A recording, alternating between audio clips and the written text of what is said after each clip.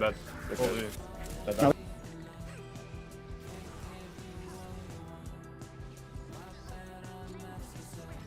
We got the info, that's all good. Pushing up. They're pushing. Coming main. No. One. On close corner. See you on the front lines, Phoenix. Save some enemies for me.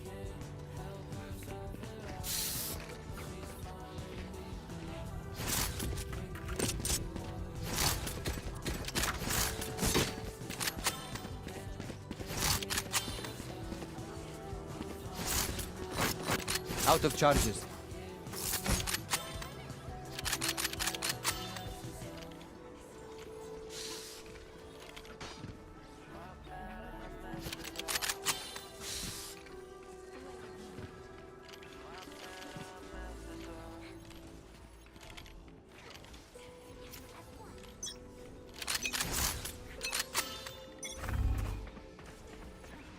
Up.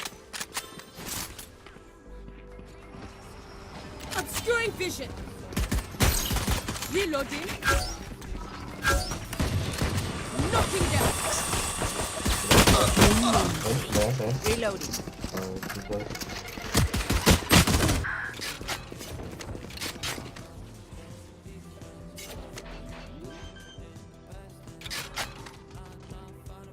Spike planted.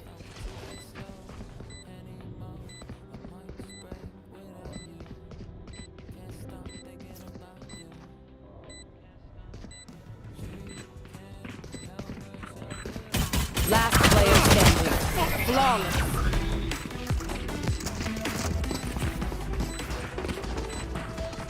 So, be able and find them for me.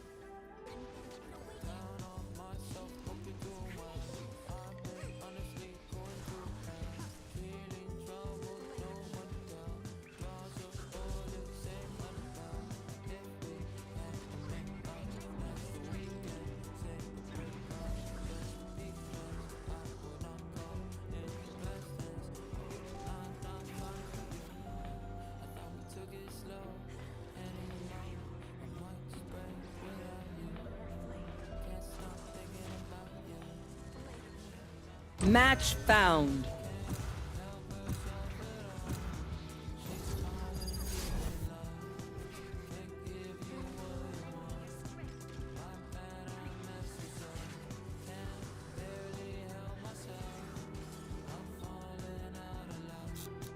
All right, where's the fight?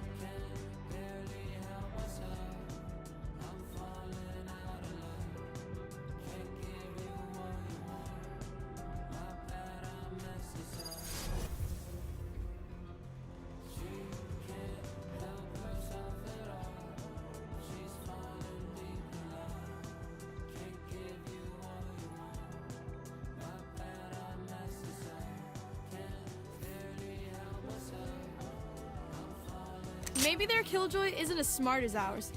I don't want to deal with her if she is.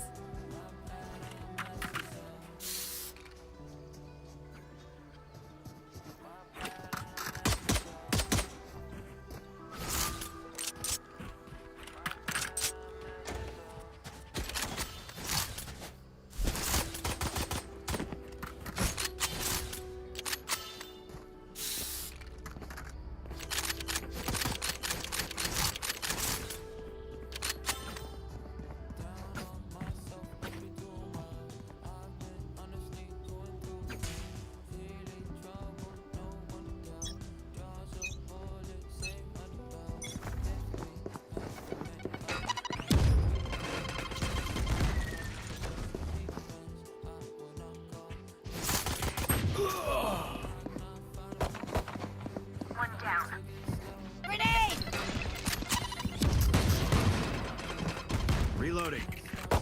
Stim beacon down.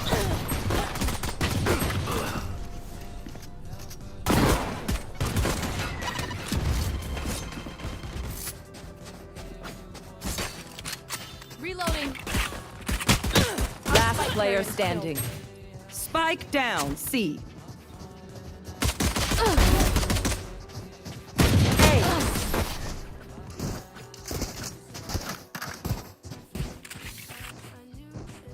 Drink some water, reload your mags, and let's get back out there.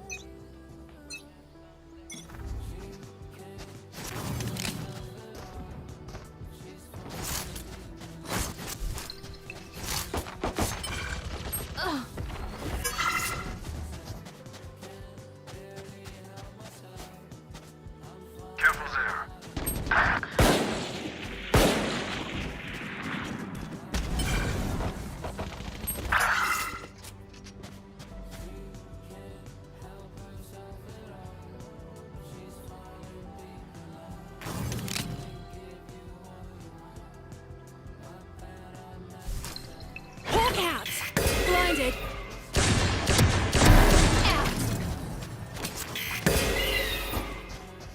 Last player standing. Spike down, C.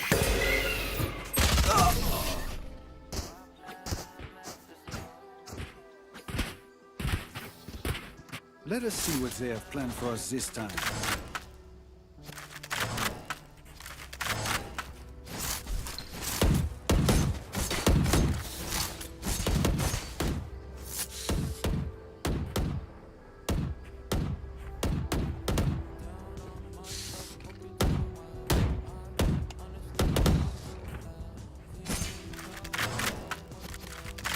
Can I get a drop? Hawk out!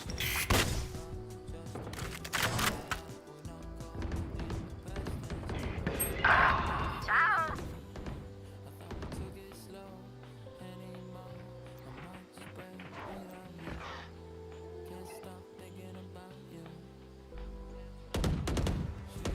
Enemy spotted B.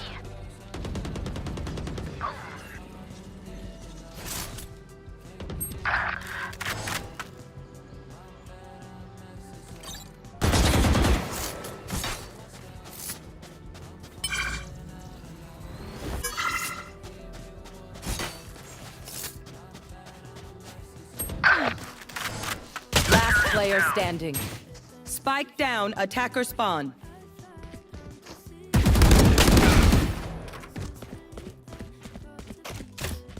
Molly!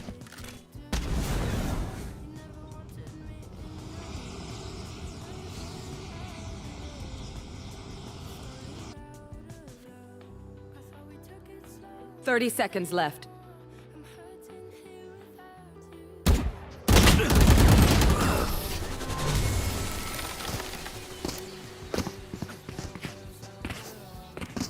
Come on, Raze, you cheeky bugger. Let's get into him.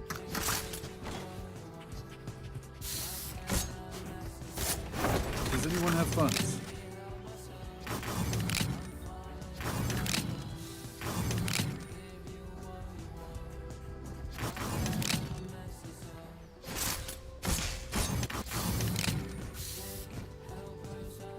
I'm going to save.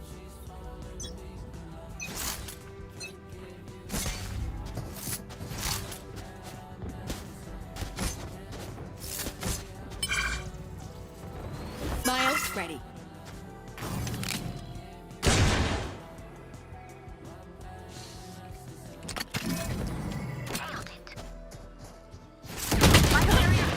Enemy C. Spike down, C.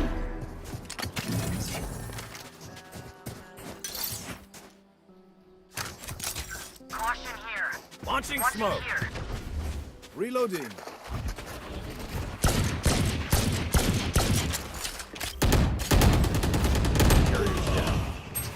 Spike down, C.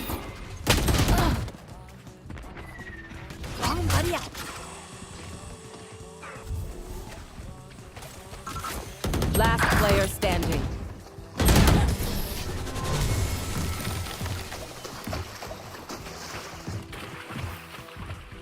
Remember to talk to each other out there. If we communicate, we win.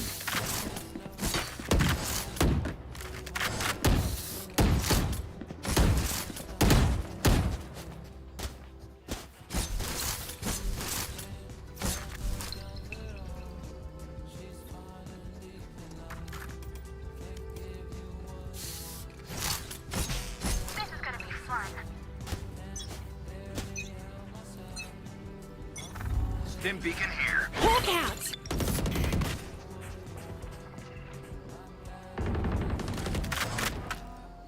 Enemy spotted B.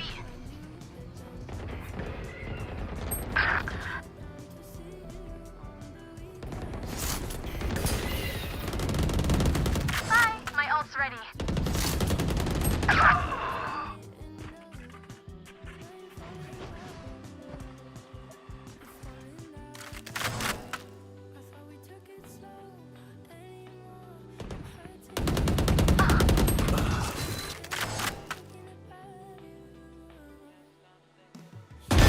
One dead. Seek him out. Found one. One enemy remaining.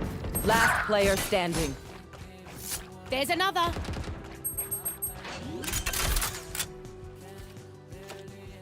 Spike planted.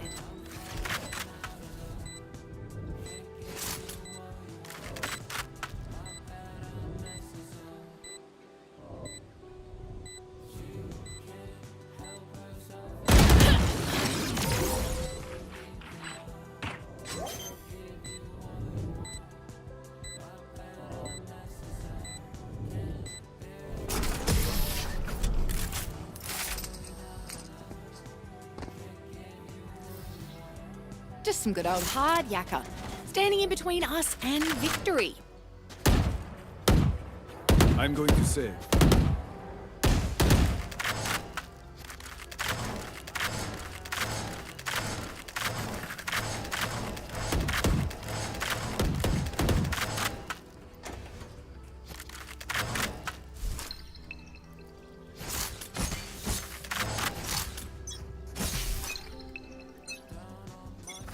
Hawk out! Enemy spotted A. Enemy spotted B. Fire in the hole! I've got your trail. Hawk out! Blinded. Sleep tight.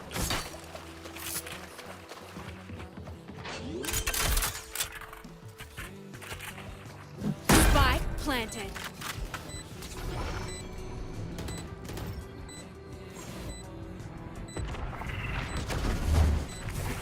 Time to hunt.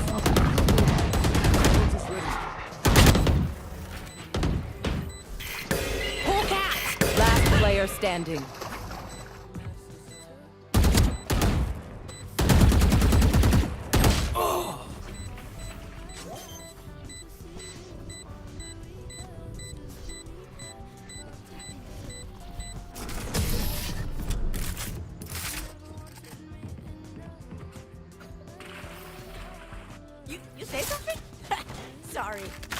still ringing.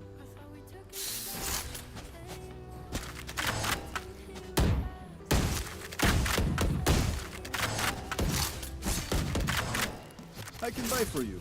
They are so dead. I can buy for you my treats. Need equipment. Can I get us wrong? Thanks. What's this?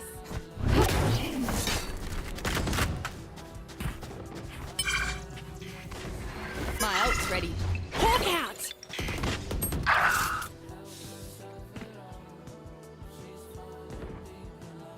Enemy spotted A. Here's my copy. I love this gun. Enemy spotted B.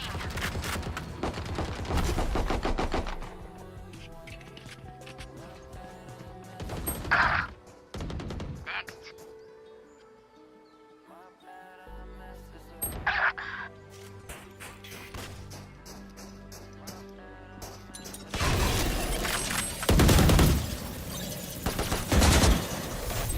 You should run.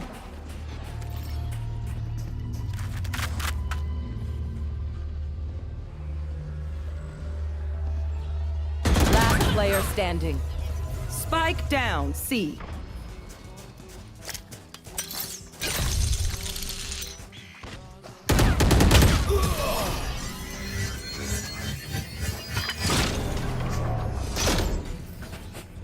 I hate to say it, but probably best to play as a team. So, what's the plan?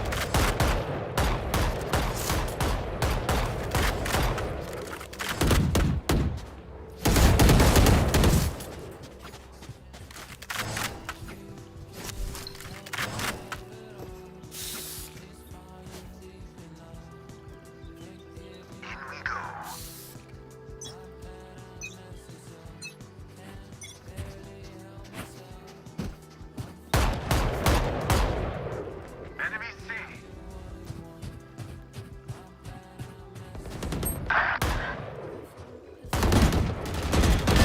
Brimstone down. Need healing. Heal up, squad. Nailed it.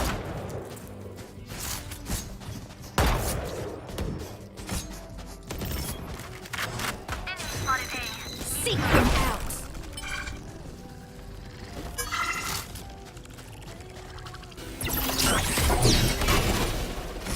Found one. Hawk out. Hawk out. Blinded.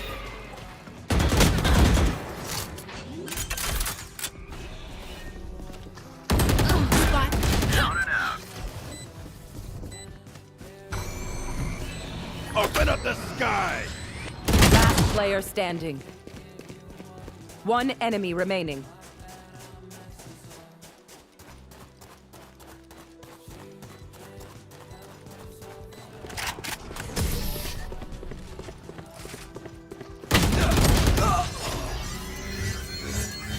Trust me, they will make mistakes. When they do, take advantage.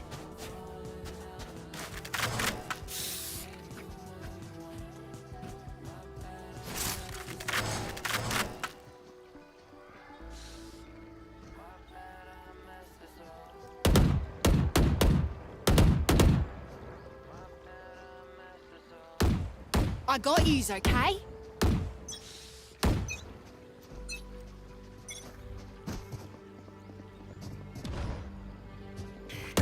Enemy spotted A. Night night.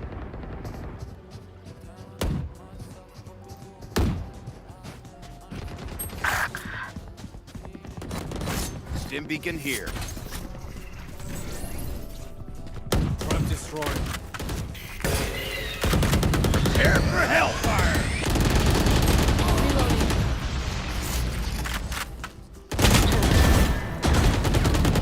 Hawk out!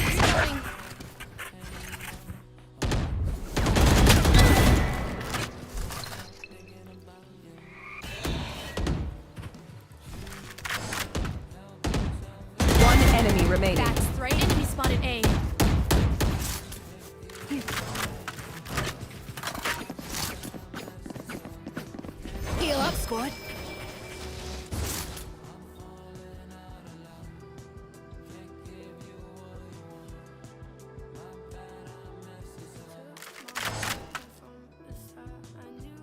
30 seconds left.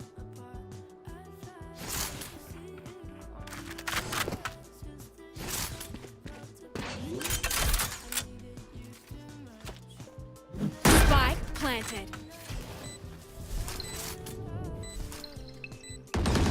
Hawk out! There you are, little shit.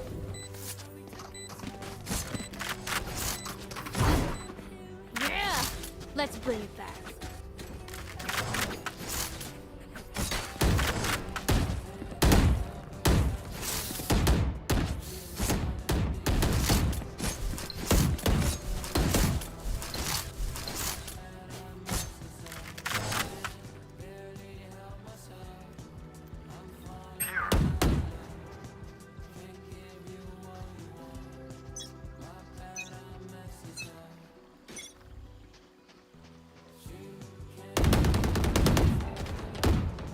Enemy spotted A.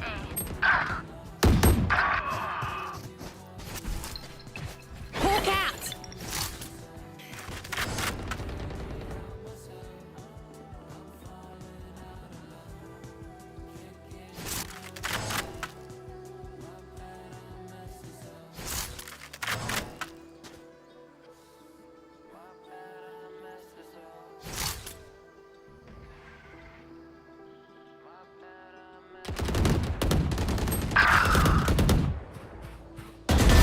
Down. Last player standing. Seek them out. Found one. One enemy remaining. That's 3.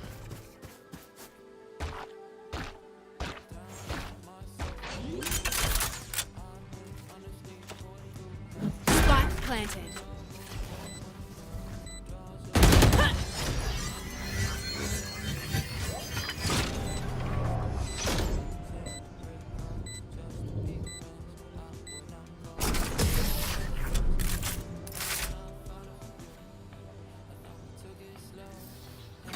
Shoot the bad guys. How's that for a plan?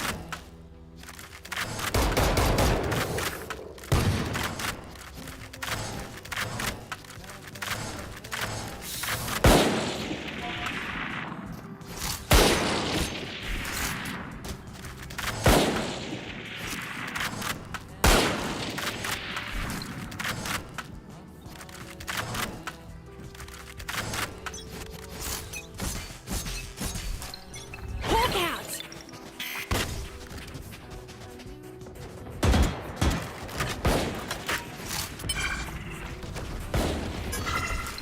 Hawk out! Blinded.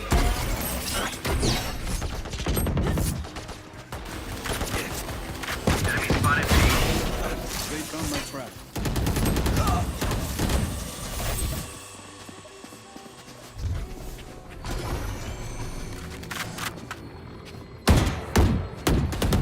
Party's over. My ult's ready. Healing over here.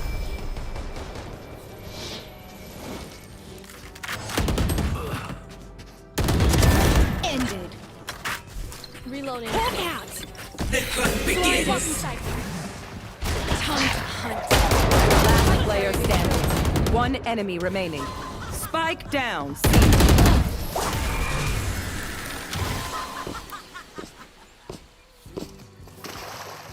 Last round before the switch. Don't save anything. Last chance to use our stuff.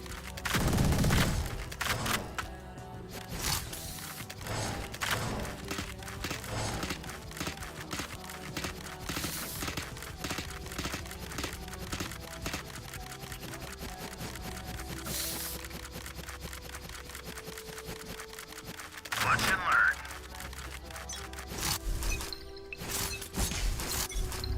Hawk out!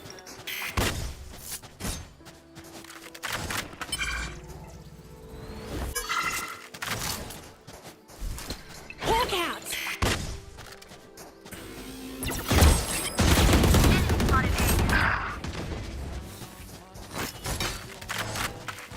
Reloading.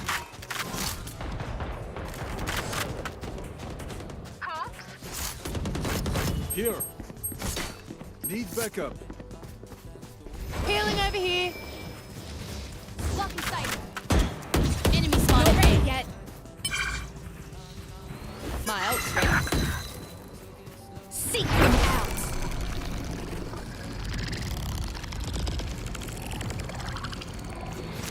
Found one.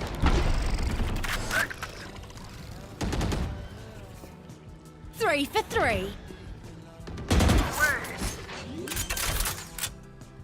I've got your trail. One Spike enemy planted. remaining. Hunt.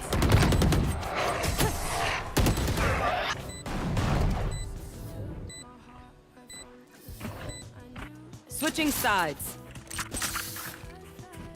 Woo! We got this.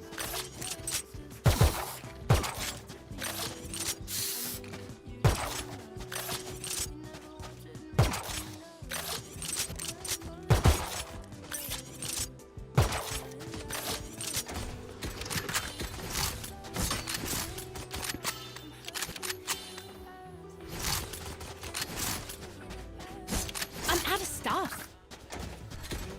I'm out of stuff.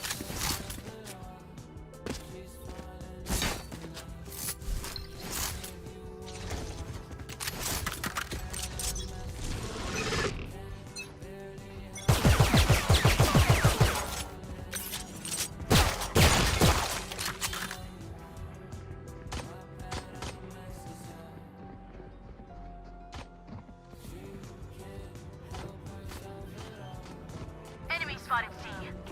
Enemy killed. Spike planted. Grenade.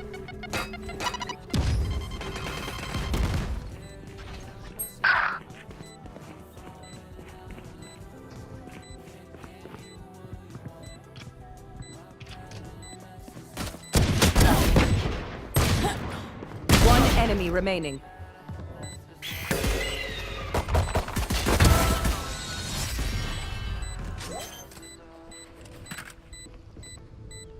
Careful there.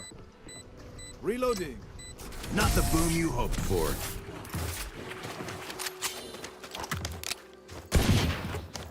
Race into the spike sites.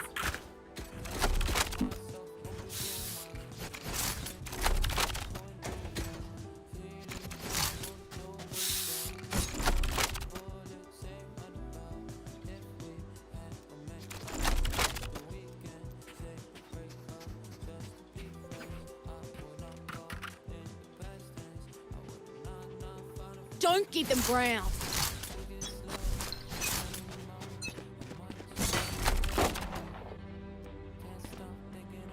Need back up.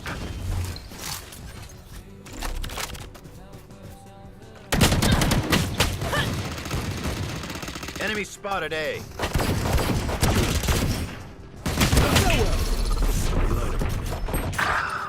Grenade!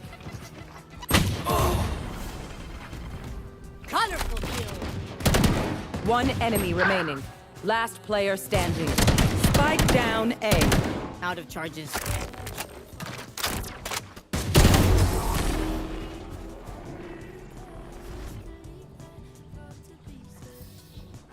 If you see one of my creatures, it's a good thing, alright? You'll figure out what they do eventually.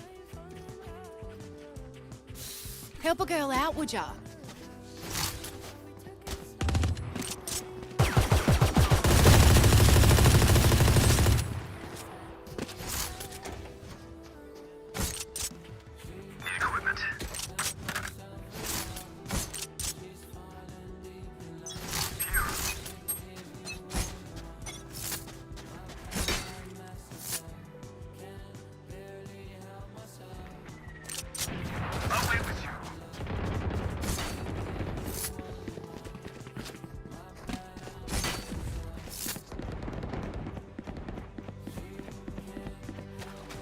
Gun here.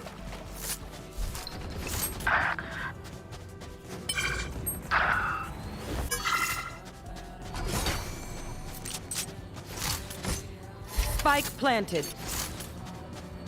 Prepare for hellfire! Stay down. Be faster. Hawk out! One enemy remaining.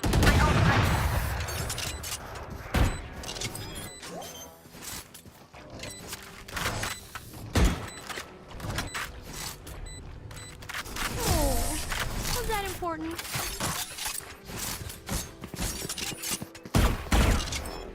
Okay, We know the drill. Stick to your roles and we'll crush it. Equipment. Equipment. Equipment.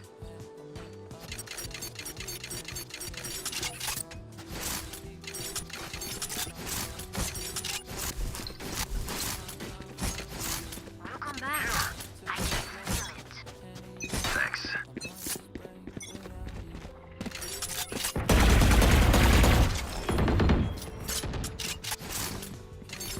Smoke's down.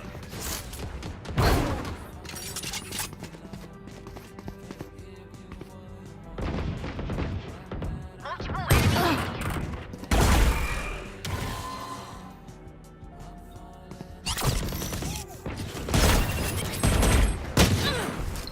Hawk out!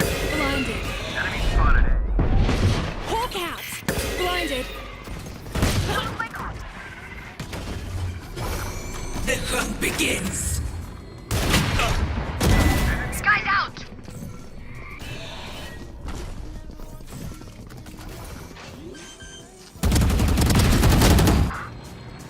Spike planted.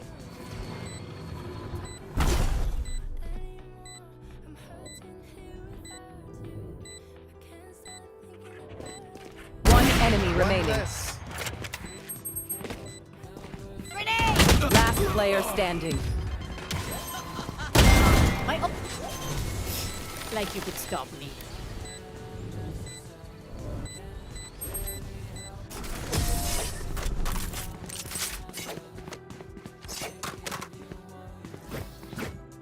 We move as a unit, okay? Can I get a Last drop? thing I need is some hero messing Get a things drop? up. Thanks.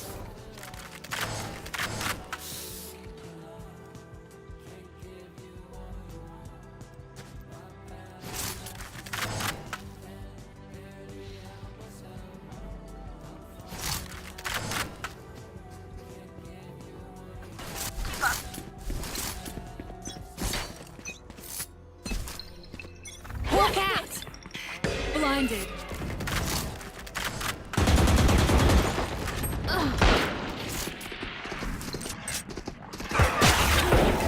Hawk out! Launching smoke. Stim beacon down. Reloading.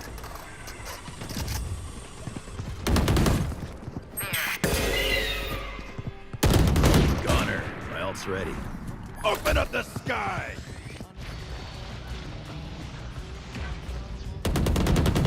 Not ready yet.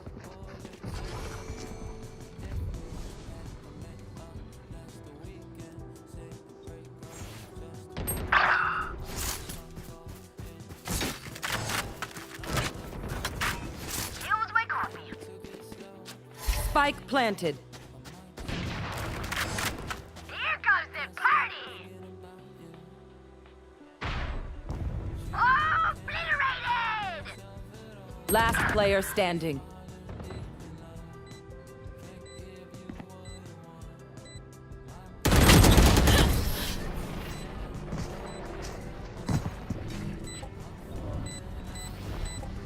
I got your back. They are so dead. From the front.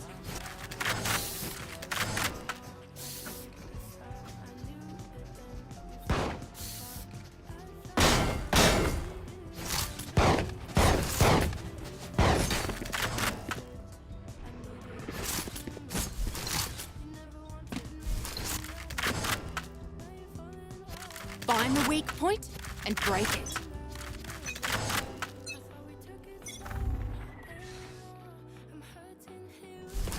Hawk out!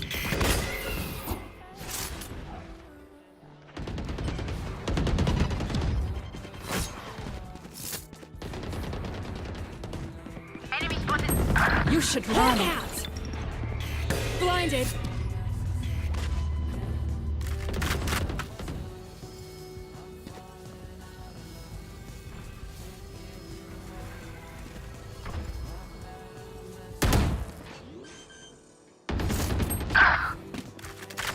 Spike planted.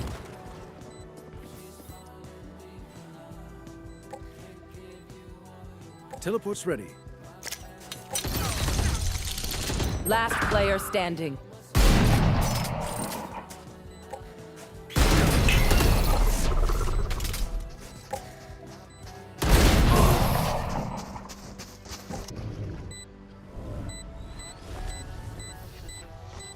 Match point. This place is nice, but not nice enough to die in.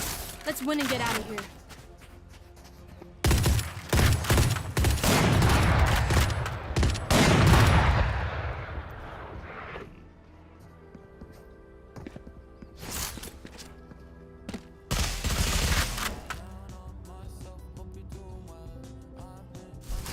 Together.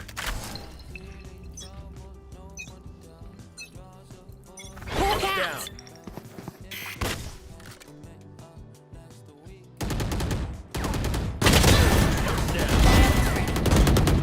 Spike down. Attacker spawn. Launching smoke. Stim beacon here.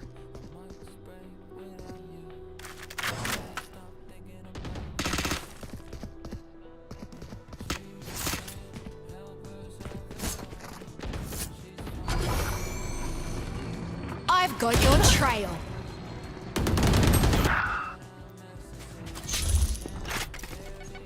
Last player standing.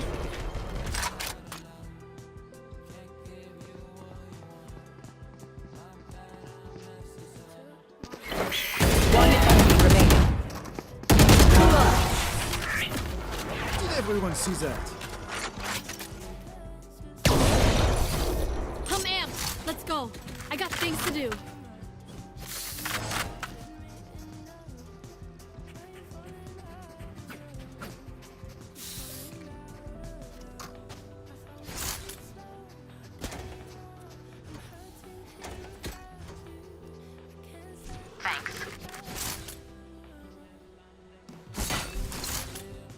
Time to mobilize my pack.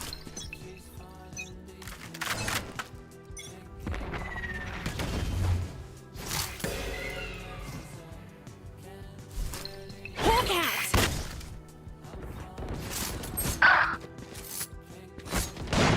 Prepare for hellfire.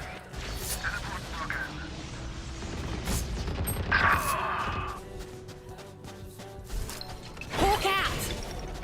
Blinded. Seek them out.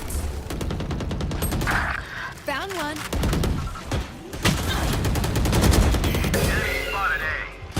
Spike planted. Last player standing. Attackers win.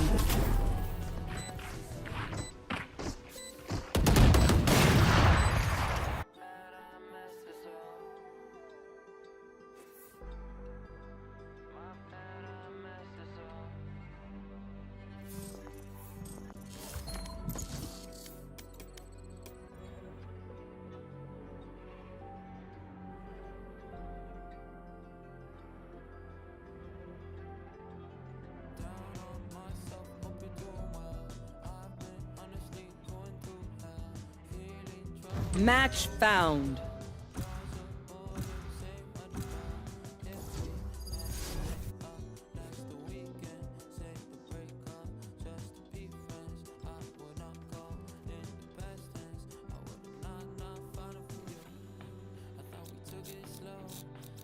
Wherever they run, I will find them.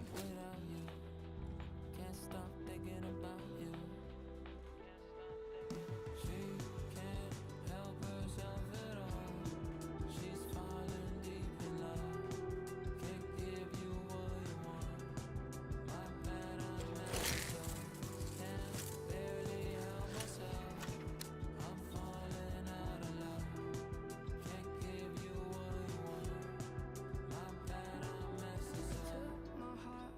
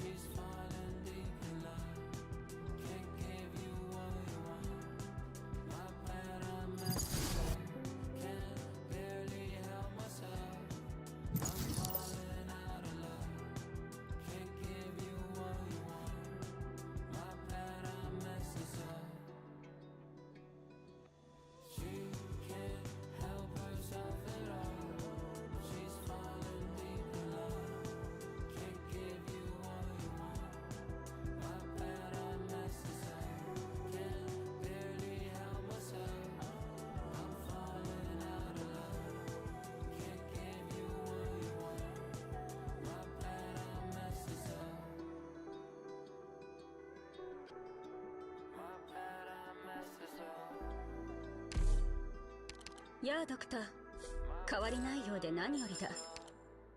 私は前よりもうまくやれているだろう。 Match found. バニラと申します。訓練生としてここで勉強させていただきます。ドクター、今後はよろしくお願いいたします。 Everyone is afraid of something.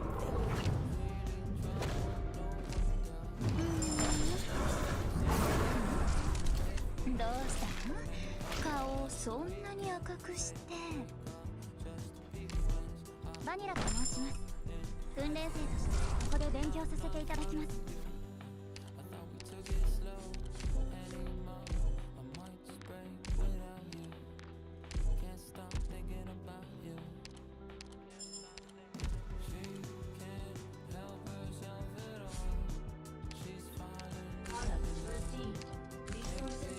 時代が異なれば人も変わる。風景もまたしか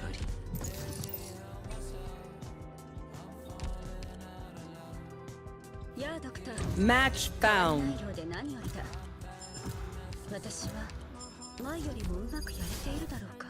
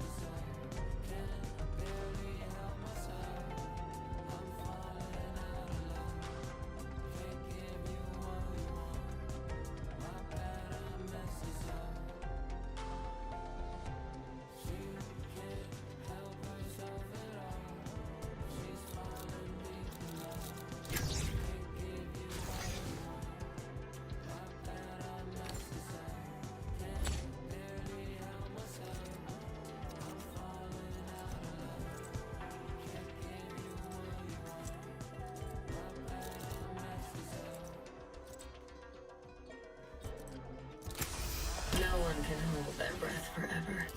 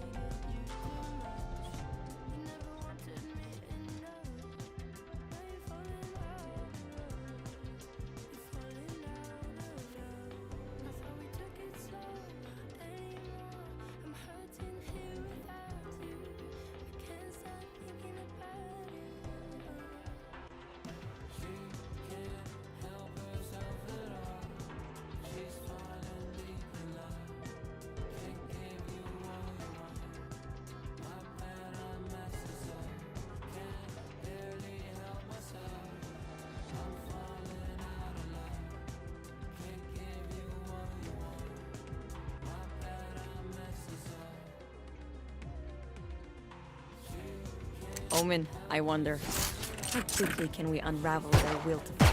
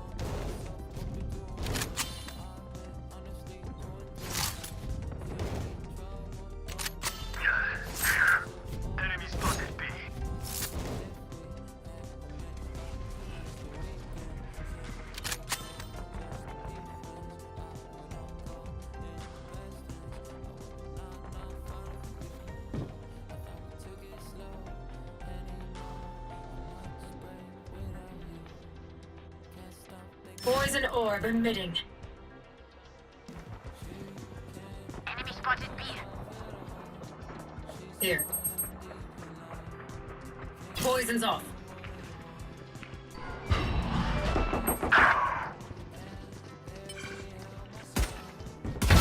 Dead fool.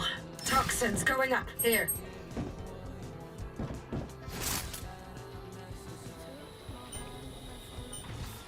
Toxin screen down. Spike planted. Nice, nice.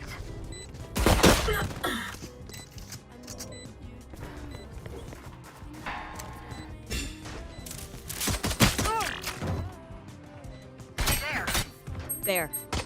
One enemy remaining.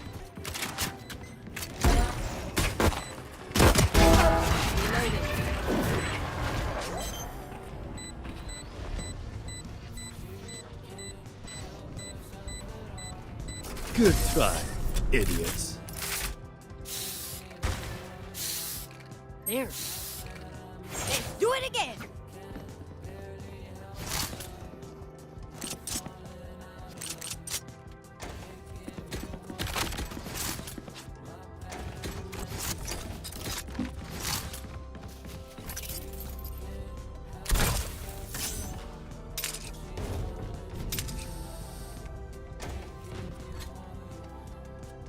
Help that old man find his grave.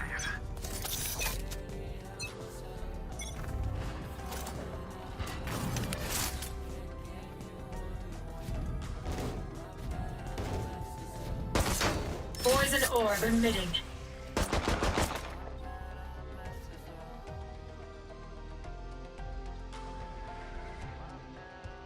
Enemy A.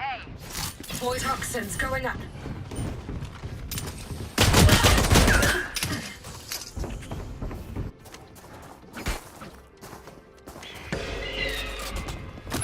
Bomb buddy out. Cover going out. Here.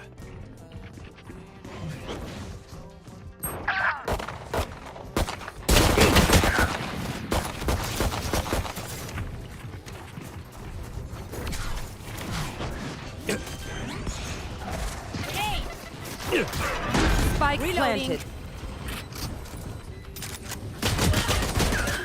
I'll return. Satchel out. Satchel out. Last player standing. Flawless.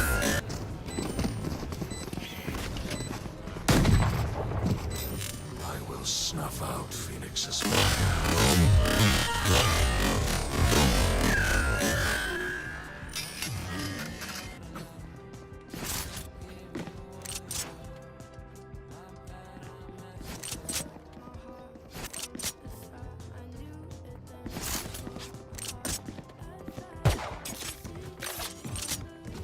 Stay out of my way.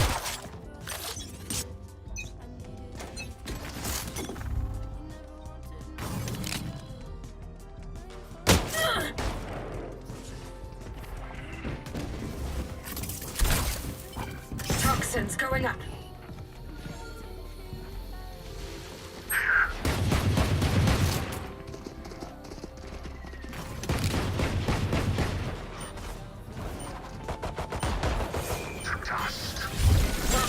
Screen down.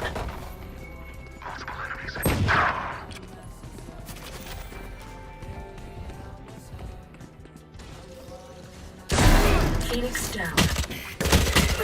Enemy A. Spike planted. Multiple enemies A. Where are you? Time to jump. Take hold. Last player standing.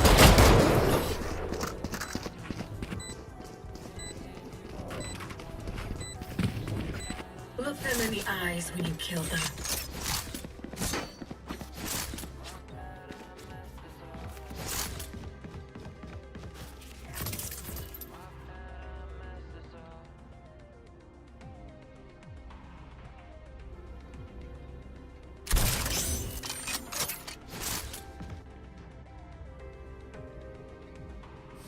Kill them.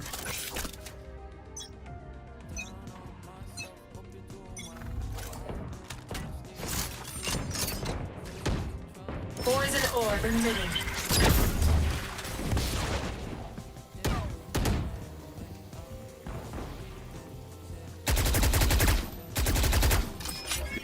Poison's off. No charges left. Ugh.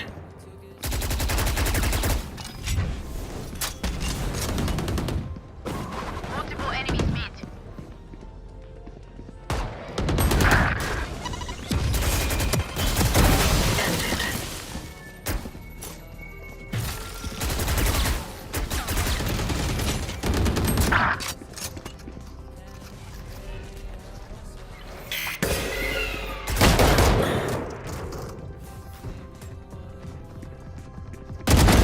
Anyone else? Decoy. Last player standing. Spike down B.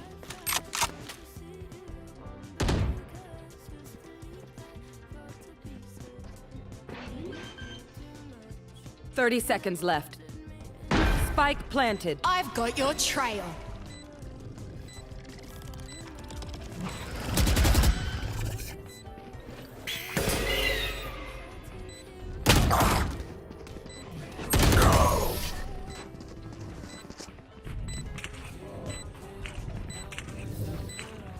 Strike at their weak points. If one link breaks, the rest will follow.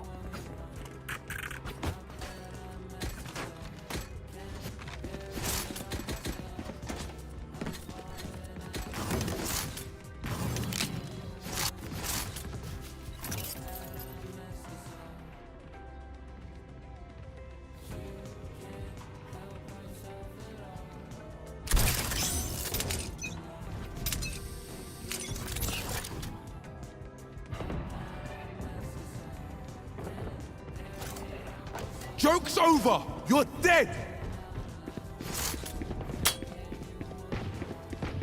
Enemy spotted B. Enemy spotted B.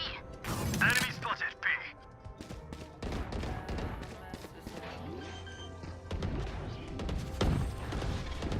Spike planted. Precision kill. Satchel out. Hush. Enemy spotted B. Sky killed. One enemy remaining.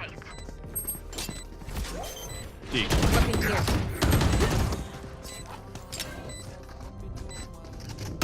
Last player standing. Service. Thrifty. If you're gonna buy a gun, then shoot me. I'll choke their sight.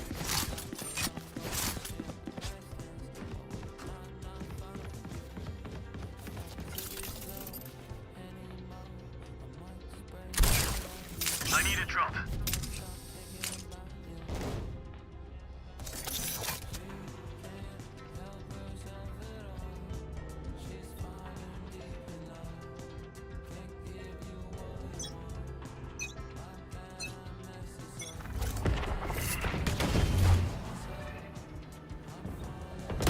Poison orb emitting. Enemy spotted mid.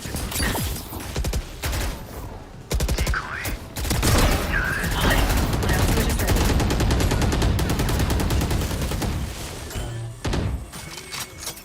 Toxins off.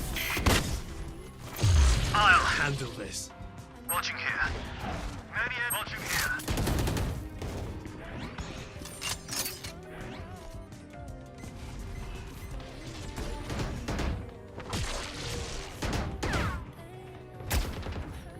Enemy spotted B.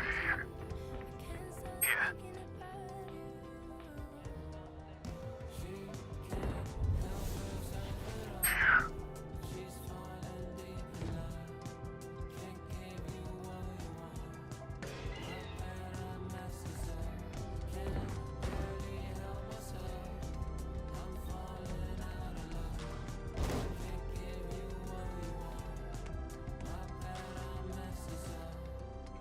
30 seconds left. Spike down mid. One enemy remaining. Grenade!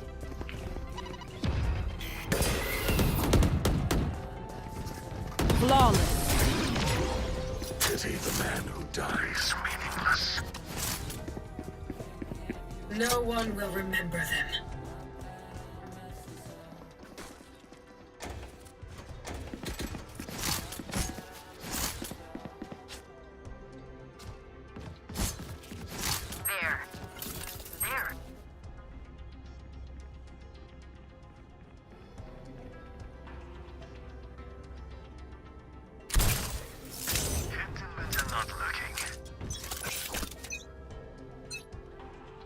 Get out of my way!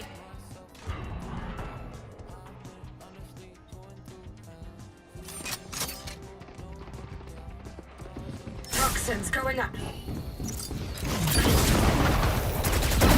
Phoenix down.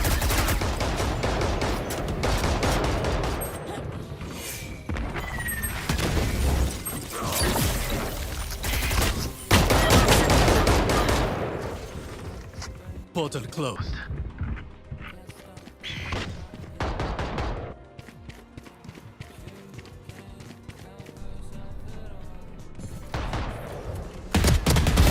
Get back. Last player Back standing. soon. Spike planted.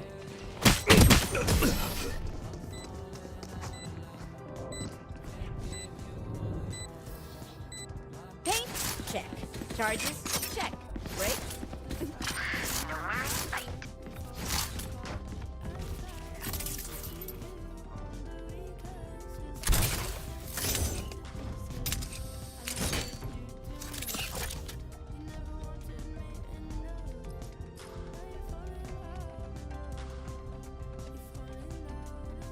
Breathe deep.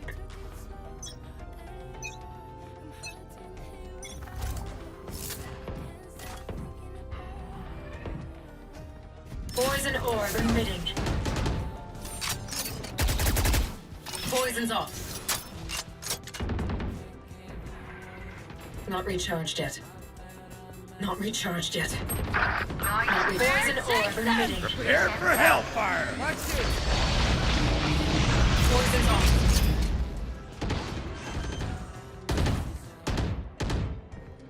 Spike planted. I've got your trail.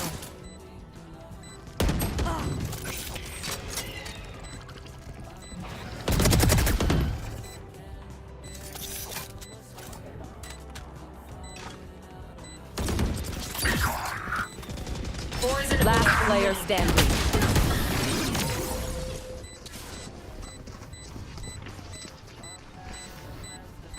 One dream ends, another begins.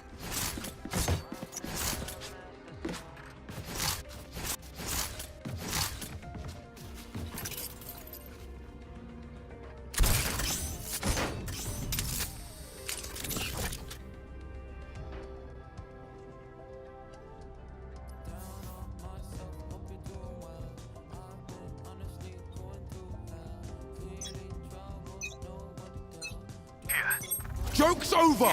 You're dead! There. Toxins going up.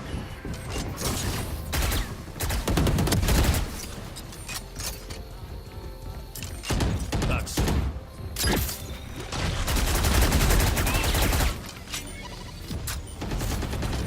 Toxins Spike screen down. planted.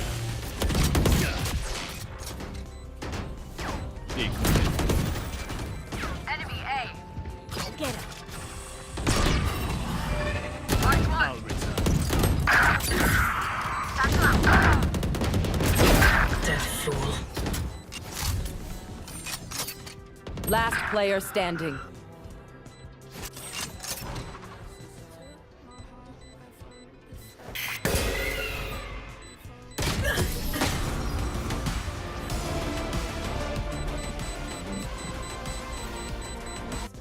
You say something? Sorry, ears still ringing.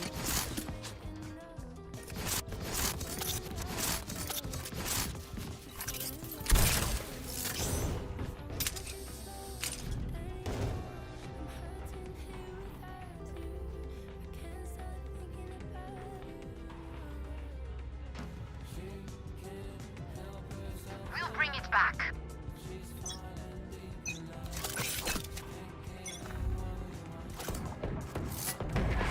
Poison orb emitted. There. Don't get in my way.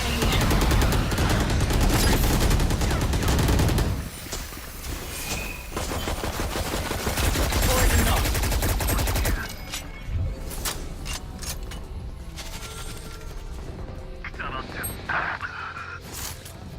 Grenade!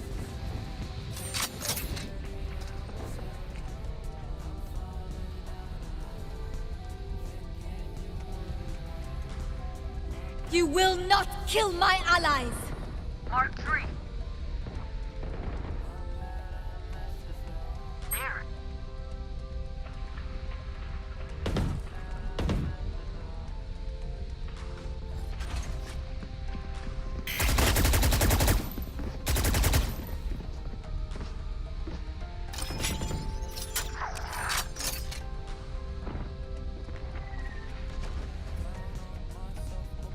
Thirty seconds left.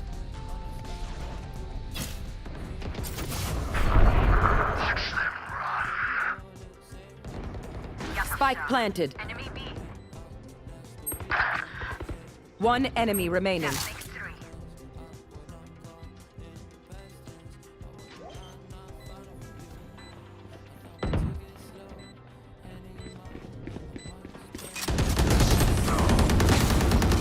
Reloading. No one beats my firepower. I got this. I need this.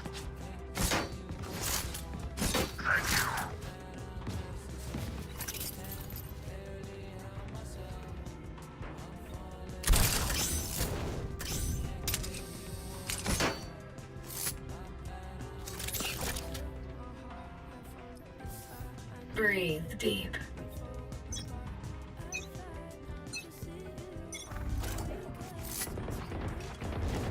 Enemy spotted A. Back soon. Poison orb emitted. I'll handle this. Ah be abi. Enemy B. Launching here. Poison's off. Enemies A.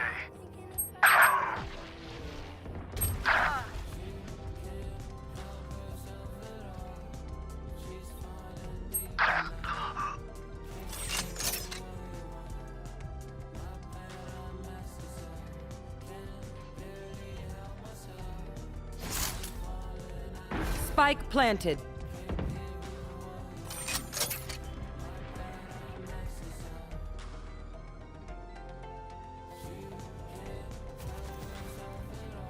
Last player standing.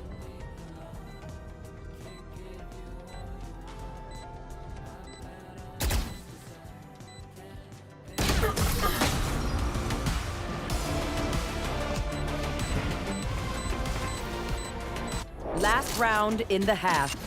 Spend those creds before we lose them.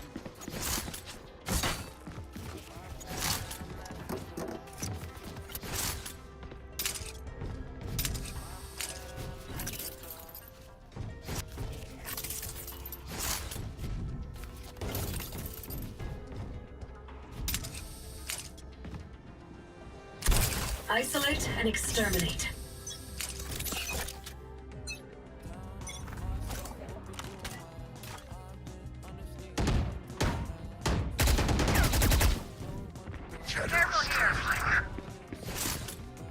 Joke's over! You're dead! Nightmare, take them! Mark 3. Bring them down.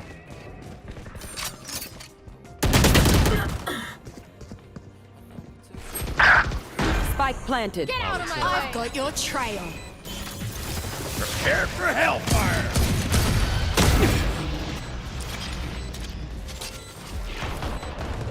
Decoy. Here. Here. Last player standing.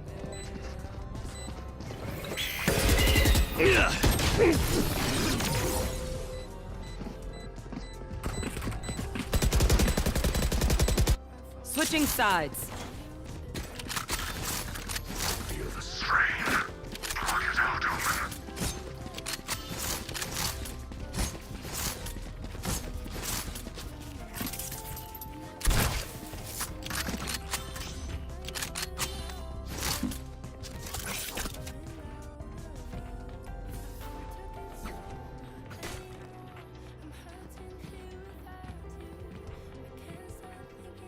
I'll return.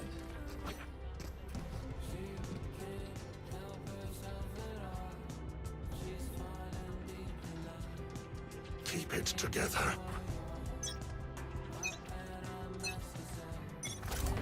Where are you? Battle out. Toxins going up.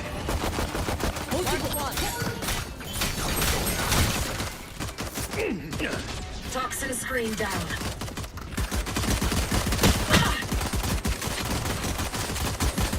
Reloading.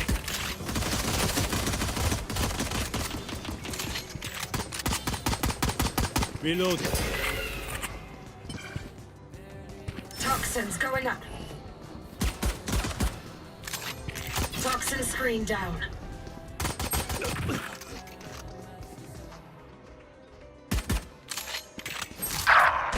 Poison toxins going up. Toxin screen down. Last player standing. Spike down A.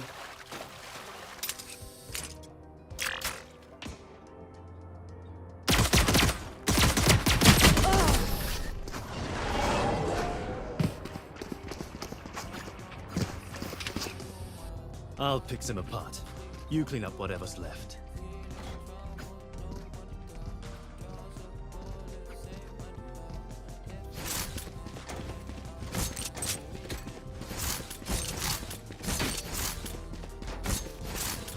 Anyone feeling generous?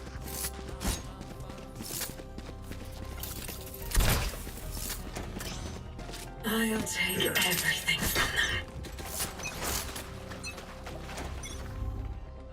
Toxins going up. Marked 1.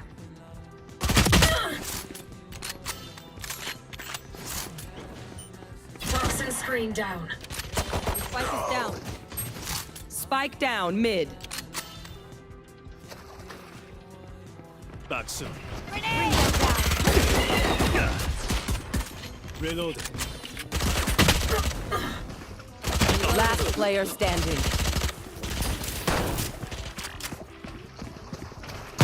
And it's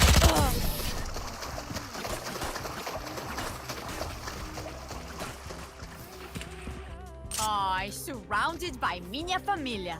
We won't lose.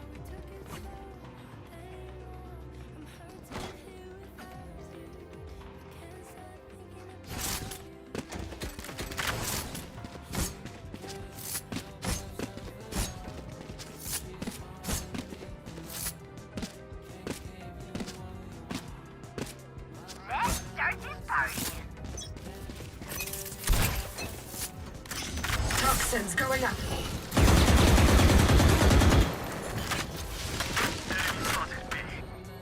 Toxin screen down.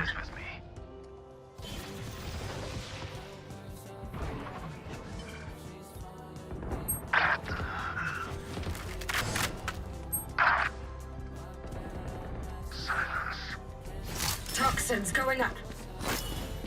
Toxin screen down. Spike planted.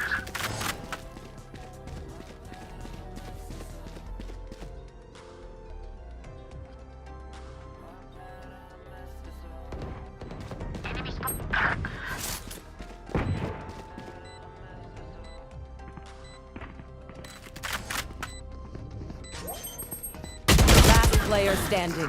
One enemy remaining.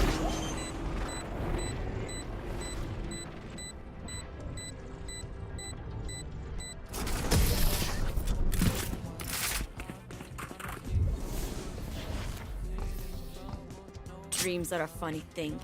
One little twist, and it all turns dark.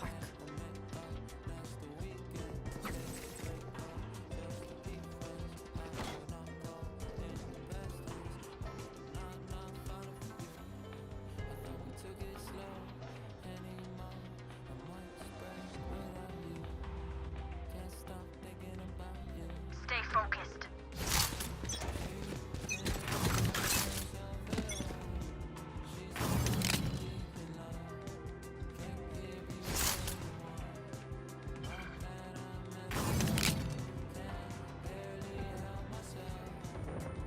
Enemy spawn. My arm's ready.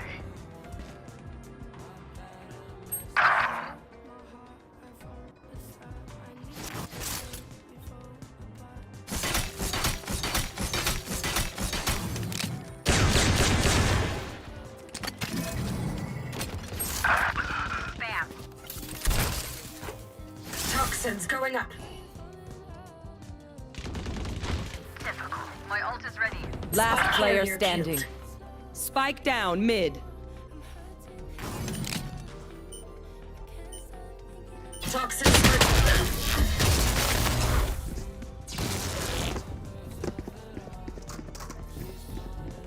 Match point. The dimensional fabric here is thin. I'll tear through.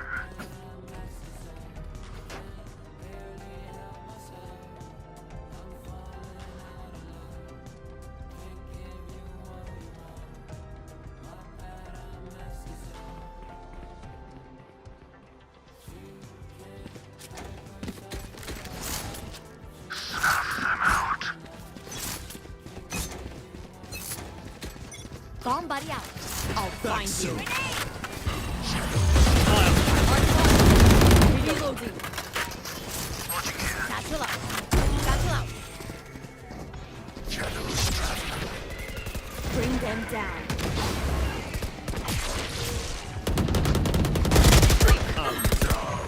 Enemy spotted there. Mark 2. Get out of my way! Spike planted. Last player standing.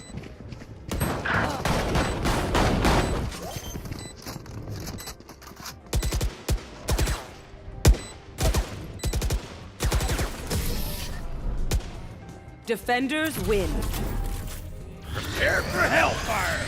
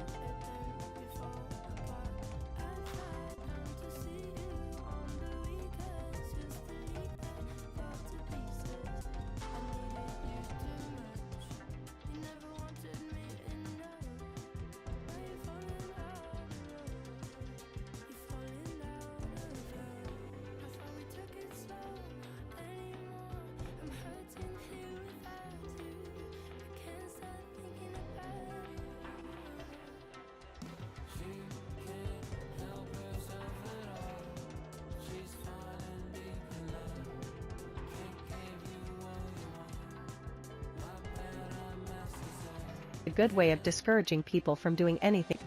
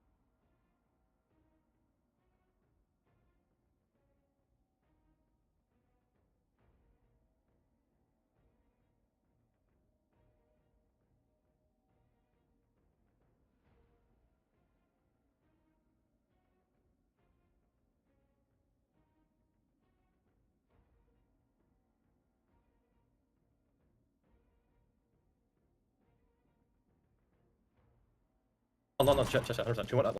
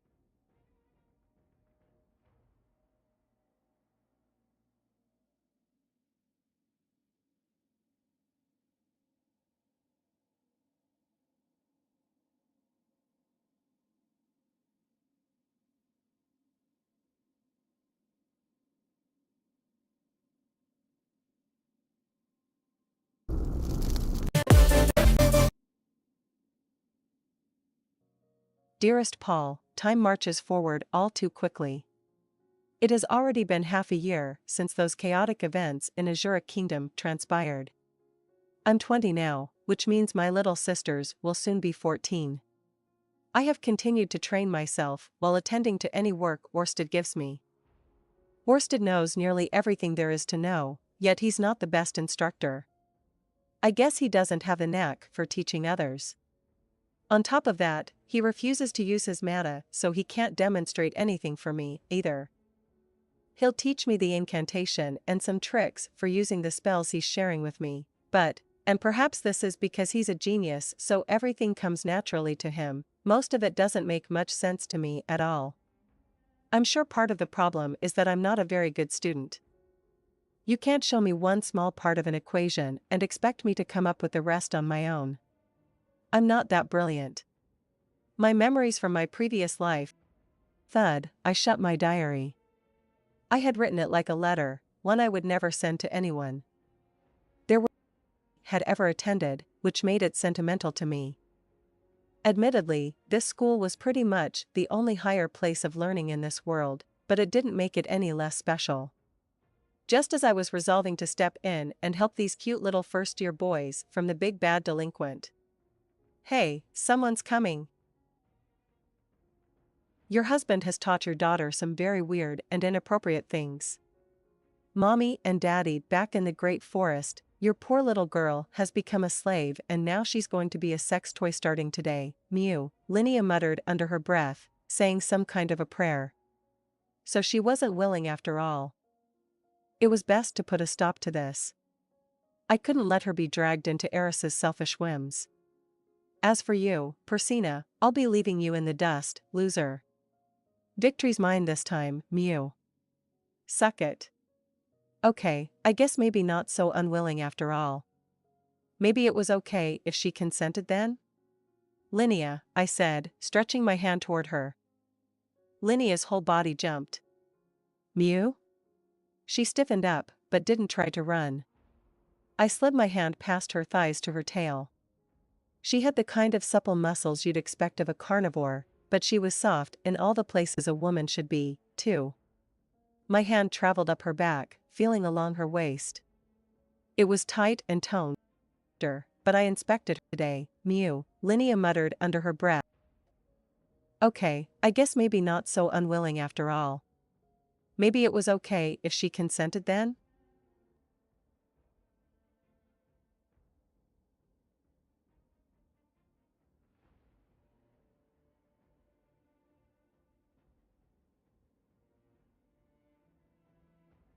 Linnea, I said, stretching my hand toward her. Linnea's whole body jumped. Mew? She stiffened up, but didn't try to run. I slid my hand past her thighs to her tail. She had the kind of supple muscles you'd expect of a carnivore, but she was soft in all the places a woman should be, too.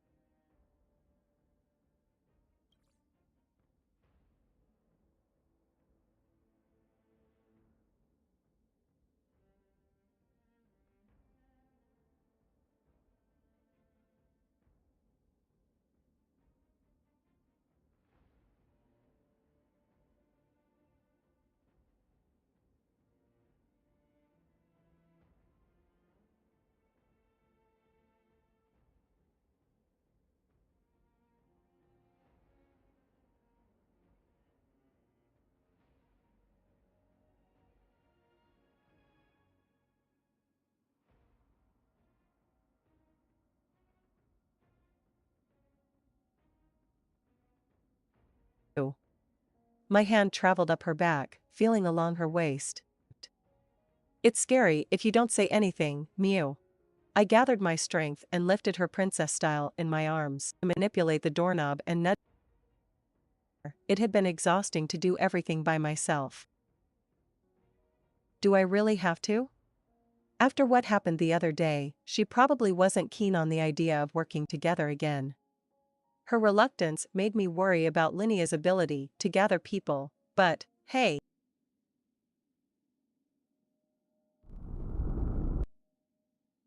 I peeked at her while she was changing, she just said, "Hey, Rudy." The man in front of me had bent low enough for me to see the top of his head. My deepest apologies for not recognizing you right away. "'Kay boys, here we go." They pumped each other up as they walked past me, heading for the main road. That was unsettling. They were like a bunch of crazed sports fans heading out to cheer at a baseball game. No doubt they'd been convinced tigers were more powerful than any lion and were headed out to brawl with some lions as combat practice. Now that's just plain terrifying. Am I gonna be okay? Thanks to Orsted's training, I had become even stronger. I'd even stopped by the office to equip my magic armor for this occasion, just in case. I would be fine, surely. No way was I gonna lose to a couple of low-ranking thugs. And anyway, I couldn't back down simply because they were scary. My adorable little sister Aisha was hanging around these ruffians. No matter how clever she would be powerless in a fight. At least they let her go home at night, but there was no telling what they'd been doing to her during the day. I had to save her, no matter how many enemies came at me. This would all work out. I already knew what tactics I should use when faced with overwhelming numbers. Land 3 punches, then spin around for a second and throw one fist at the air, and turn back and punch 3 more times. Just like in Final Fight, interrupting the combo so you could start it from the beginning and knock out your opponent. That'd be enough to take them out. Pardon the intrusion, I nudged the door open and stepped inside. Something akin to a lobby spread out before me, a wide space dotted with barrels at certain intervals. Why barrels? Because they were serving as makeshift tables. There were several people sitting around them with liquor bottles in hand, merrily chugging away. Exactly like a pub. One thing set it apart, however, each person here had the same black coat with the tiger emblazoned on the back. Oh crap. Now I'm shaking in my boots. You got some business here? One of them, a beast man with the face of a lion, noticed me and strolled over. He was taller than me, and bulkier. His coat barely fit over what was bound to be some impressive musculature. Unfortunately for him, bulk didn't correlate to fighting capability. Neither Orsted nor Rudyard looked like ripped macho types, but they were ridiculously powerful all the same. "Well, you see," I mumbled. "My sister. I came to see her. Could you perhaps tell me if she's here?" It was important to be well-mannered. Even if my power dwarfed this guy completely, there was still protocol to be followed. Part of the secret to my success in making it in this world was being polite to everyone I met for the first time. It most certainly was not because I was intimidated. "No, sir." "Your sister, suspicious," the man scrutinized me for a moment before scanning the lobby. Now that I had calmed down a bit and could look around, I noticed that there were a large number of women, even among those dressed in all black. They didn't necessarily look shady, but they all looked like warriors with a past. If nothing else, they'd lived far tougher lives than the students attending the University of Magic. I guess that made them somewhat shady. Even so, Aisha was not among them. "Excuse me for a sec," said the man as he leaned toward me. "What? You want a piece of me? Who do you think you are?" "Jay, just so you know, I'm good friends with Orsted." I tensed up, ready for this to get ugly, but the guy just sniffed the air around me. Apparently, he was checking my smell. That's kinda embarrassing. I tilted my head, confused. Midway through, his brow furrowed. He froze and studied my face for a moment, then retreated a couple of steps. Crap. Do I really stink that badly? I guess I did barely get home, so I haven't had a chance to hop in the bath yet.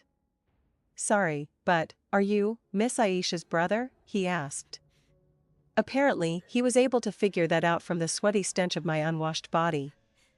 Yes, that's correct. My name is Rudius Greyrat. Is Aisha present? Of course. It was important to do introductions. The first step of proper communication was giving your name and letting the other person know who you were affiliated with. I was quite famous around the city, so introducing myself was a good way of discouraging people from doing anything unsavory. Noise suddenly erupted around me. The moment I spoke my name, the atmosphere in the room changed. Every person in the vicinity who'd heard my voice suddenly turned their gaze toward me. Greyrat, he said. So that guy there is, I knew I'd eventually see him for myself one day, but to think today would be that day, I felt very, very out of my element. This can't be good. There was something familiar about this. As I recalled, Eris had once gone berserk in the past, and I had to go apologize to the group she beat up, a group like this one. The atmosphere right now felt the same. Perhaps Eris had already roughed these guys up? Wait, that'd be strange. In that case, why hadn't Aisha come back to us? Maybe Aisha had talked Eris down? Okay, but hold up. Then that would mean she's here of her own volition, right? Impossible. These guys had to be threatening her. Maybe I shouldn't have given them my real name. It might have been better to give them my alias, Ruckwagmeyer, instead.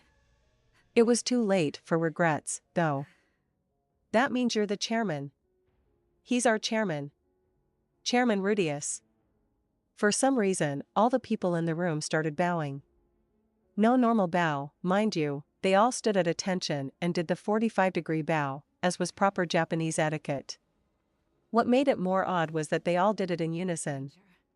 I blinked slowly. What the heck is going on here? The man in front of me had bent low enough for me to see the top of his head. My deepest apologies for not recognizing you right away, Chairman, he said. Sorry? I blurted. The advisor is this way. I'll guide you there. Advisor? All right then.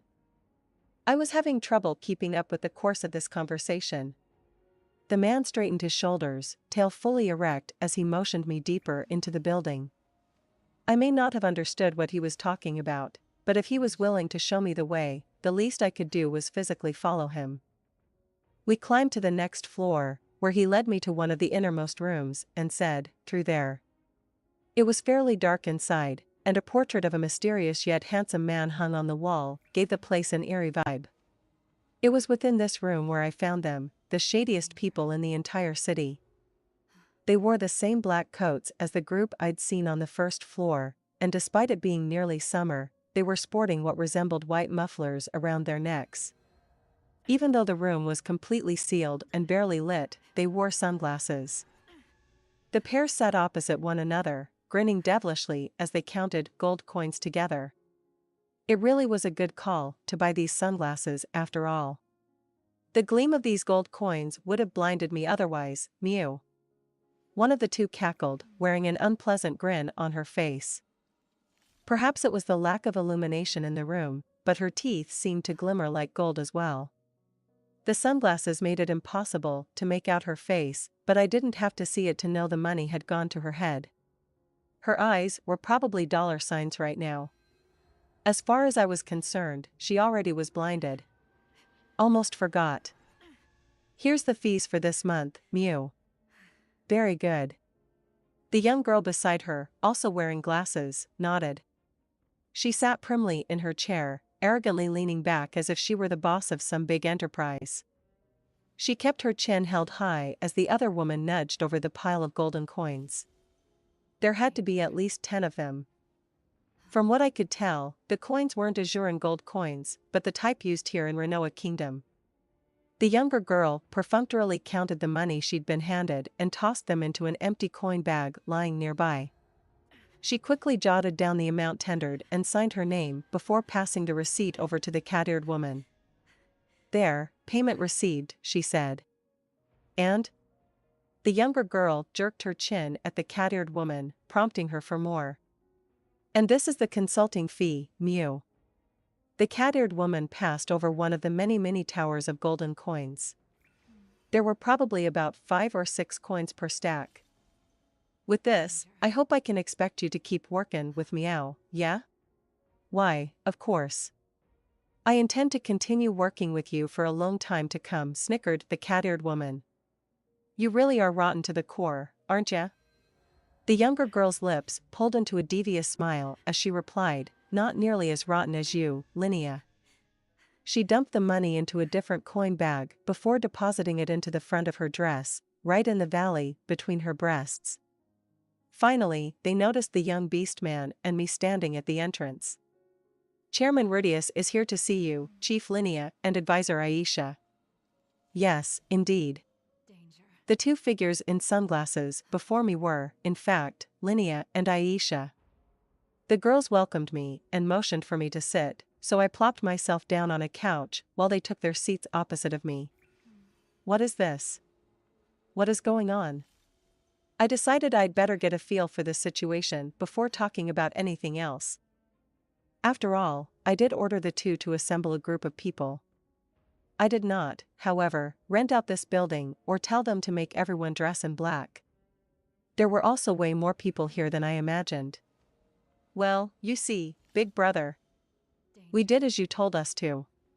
We gathered people and did some business with them, said Aisha. I nodded.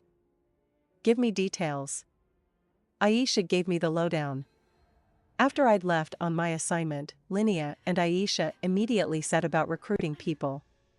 They mainly focused on students still attending the university, graduates, and people from the Adventurers Guild. Before they knew it, they had 30 members. That's right, 30 out of nowhere. With that many people, the little warehouse I bought to serve as our office was far too cramped. Aisha quickly sold it off, then used her own personal connections to solicit sponsors and rent this building instead. As for the portrait in the room of the handsome man, that was actually me. Zenilba had painted it in my likeness. He'd glorified my look so much that it didn't resemble me in the slightest, though. As you can imagine, there was no solidarity between our members since we cobbled the team together on the fly, not to mention how we didn't even have a concrete idea of how we were going to operate, Aisha said. Since it took no time at all to pull people in, they had a long time to wait until I returned from my assignment. They would lose people if they didn't decide on a direction they wanted to go with the company. Aisha visited the floating fortress to consult Nanahoshi for that reason. She swiped the flute from my room, the one Perugius had given me in case I ever had need of him, and summoned Aramanthi to take her there. She then paid her respects to Perugius before seeing Nanahoshi and receiving some guidance. I stared at her for a moment, lost for words. You met Lord Perugius? Yeah. He was a pretty cool guy. That sure was a bold, and arguably dangerous, move to do without saying a word to me. Perugius could have ended her life in seconds if she'd pissed him off. Though, no. He was pretty magnanimous, after all, and way too level-headed to fly off the handle when dealing with someone as young as Aisha. Besides, if she innocently commented on how cool Perugius was, Silverl would probably give her favorable treatment. And so, you see, Aisha continued. Nanahoshi's suggestions were uniforms and proper manners. By having everyone wear the same clothes, it heightened their sense of solidarity so they wouldn't jump ship so easily, even if they didn't have a clear direction. On top of that, teaching them military customs and courtesies would increase clients' trust. Aisha took Nanahoshi's advice to heart and bought some cheap, overstocked clothes from one of her acquaintances' clothing stores. That's what resulted in the gloomy black coats. Even Aisha realized that pure black outfits would be a bad look, so she bought some overstock yellow fabric from the same store using her own pocket money, and then sewed rat emblems onto each coat. Yes, rat emblems. She took inspiration from our gray rat name. Since it was yellow on black, I thought for sure they were supposed to be tigers. Dodged a bullet there. Good thing I didn't tell her how cool I thought the tiger emblems were. Once they were all in the same outfits, Aisha started teaching them proper manners, such as how to properly bow. The perfect 45-degree bow is what we call ojiji in Japanese. It was easy enough for anyone to pick up, and people would understand at a glance that the person was trying to be respectful. Anyway, that was how it all came together, an organization of people wearing all black and bowing their heads super low. With that out of the way, Aisha started to consider what they could make these new employees do.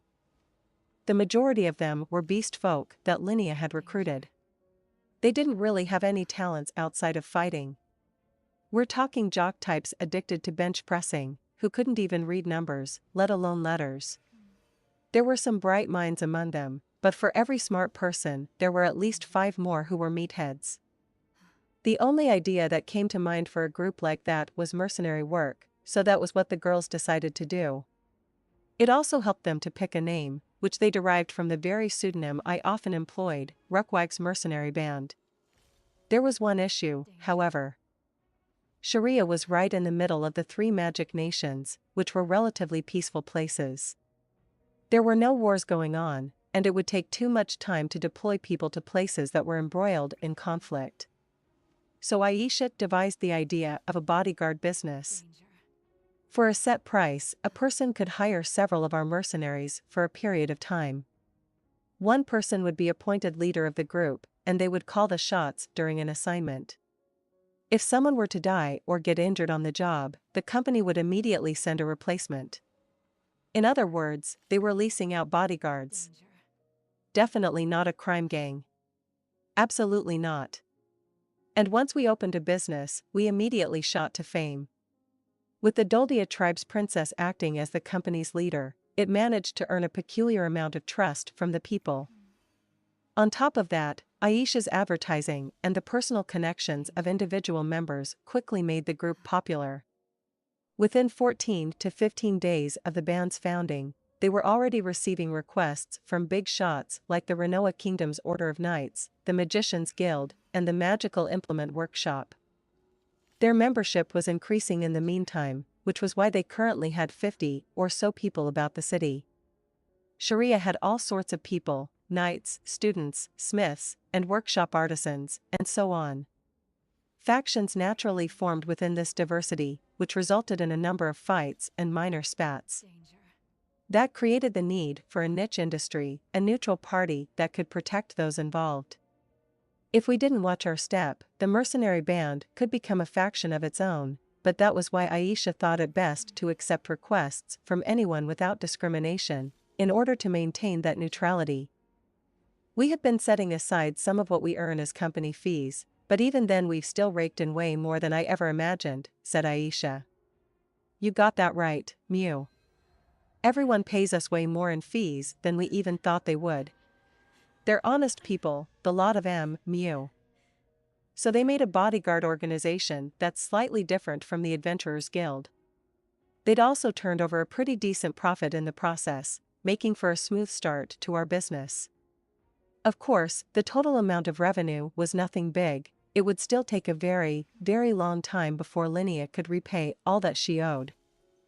But even so, if we expanded our business or changed our services after filling our coffers, she might be able to repay it pretty quickly. In fact, I didn't mind writing off the rest of what she owed once she'd returned at least half of it. I wasn't really after money anyway. I pursed my lips. Honestly, this was completely different from what I had pictured in my head. No, maybe that didn't matter. If things were going smoothly, then that was good enough. I never dreamed things would work out this well. I suspected Aisha's skillful touch was responsible for this venture's success. She was a genius, and if she hadn't been serious about doing this, it would have taken much longer for the business to get off the ground. I never thought she would be this dedicated. I didn't realize you loved money this much, Aisha, I said with a sigh. Hey, that's not it at all. Aisha's lips puckered in a pout, as if she was offended by the notion. The only thing I love this much is you, big brother. You said this would be to my benefit, so I gave it 110%. Aisha, Her eyes glimmered as she looked at me. Gosh, she was so cute. If only she wasn't my sister, then I might be tempted. Also, it'd be a big pain if this cat came back to the house, Aisha added. That's probably the real reason. I thought they seemed to be getting along so well, but I guess maybe I was mistaken. That's one thing. This is another. Well, whatever the case, you did a good job, I said, patting her on the head. Aisha broke out into a grin. Thank you. Circumstances aside, at least we'd found a way for Linnea to start repaying her debt. There had to be some promising talents at the office too, considering how many they had gathered. Surely one of them would have a knack for trade. Maybe I could find someone to work at Orsted's company as well as someone to hire as our store clerk to help us sell Richard figures. I guess I shouldn't be surprised that they'd come this far in only a month, but that was Aisha for you. I might have underestimated just how capable she was. Still, Miss Lilia has been worried, so let's sit down and have a little talk at home, I suggested. What? Aisha frowned. But Mother is so hard-headed. She won't understand even if I explain it to her, and I want to keep doing this kind of work for a little while. It'll be okay. I'll explain to her that I asked you to do this. I'd feel wrong forcing her to continue if she was unwilling, but strangely, Aisha was pumped to keep going. I'd let her if that was what she wanted. Plus, seeing how much she had accomplished here made me feel like it was a waste to simply keep her as a maid in the house. All right, she said. I trust you, big brother. You know, she's really soft when it comes to you. So make sure you explain everything to her properly, okay? And with this, I had my own subordinates under the company name Ruckwag's Mercenary Band. I'd never had people working under me like this. I could use them for all kinds of things for me in the future. So many possibilities opened up before me. Oh yeah, boss. Lost in my thoughts, I was just about ready to take Aisha home when Linnea called out. What is it? I asked. Got a letter recently from the Great Forest, Mew. From the Great Forest? Written by Persina, I assumed. Linnea passed it to me. I noticed it was addressed to her, and she'd already opened it and read the contents. There was no name to indicate who'd sent it, which made me wonder how she knew it came from the Great Forest. Perhaps the scent? Without wasting any time, I pulled out the letter tucked inside and glanced over the contents. My breath caught in my throat. The writer wasted no time with seasonal greetings or anything of the sort. Their message was simple and short, penned in the beast tongue: big trouble. The sacred beast has gone missing. Calling for an emergency search and rescue. For his part, the sacred beast said to leave it and not worry about it, so it's probably no big deal, Mew. Linnea threaded her fingers behind her head and chuckled. Silently, I resolved to visit the Great Forest. It'd probably be a good idea to take a gift along as well, as a form of apology. Ruckwag's Mercenary Band. Chairman, Rudius Greyrat. Acting CEO, Linnea Didoldia. Advisor and Vice Chief, Aisha Greyrat. Number of employees, approximately 50. Brand, part of the Orsted Corporation. Consultant, Silent 7-star. End of the 7th chapter. If you like my content, join me on Patreon, where you can find more and exclusive novels. Also, you can leave a donation by clicking the Super Thanks button. Thank you very much for your support. Chapter 8. Revisiting the Doldia village. I brought Linnea and the sacred beast Leo along on the trip to the Great Forest. Eris desperately wanted to come along as well, but I asked her to stay behind given how heavily pregnant she was. Her stress was probably mounting since she'd recently lost her toy. Taking her to a village filled with beast folk in that state would only dare her to try and kidnap someone else to take home with us. Meanwhile, Linnea whined, I don't want to go back. If I do, I'll just be forced to act as Persina's minion. Unfortunately, I didn't think I could earn their trust if I went alone. I needed her help persuading them. My bad, I should have written them a letter right after I summoned Leo here. I screwed that up for sure. Anyway, even though beast folk tended to be stubborn, I was a more mature person now. Things certainly wouldn't go as poorly as they did the last time. I would make sure to explain everything properly, and I'd have the sacred beast and Linnea along for the trip. I left Aisha in charge of our mercenary band. She wouldn't have problems since she handled most of the administrative work to begin with. The members mostly looked to Linnea at the start, but they'd come to respect Aisha as well. Surely there'd be no issue with Linnea leaving for a bit to take a business trip. Honestly, this little journey did mean I was running behind on my work for Ørsted. It was best to nip trouble in the bud before it got any bigger, though, so I wanted to get this out of the way first. If I didn't, I risked getting even more behind on my assignments. It would be a huge headache if a swarm of beast folk charged into Sharia a year from now trying to get the sacred beast back.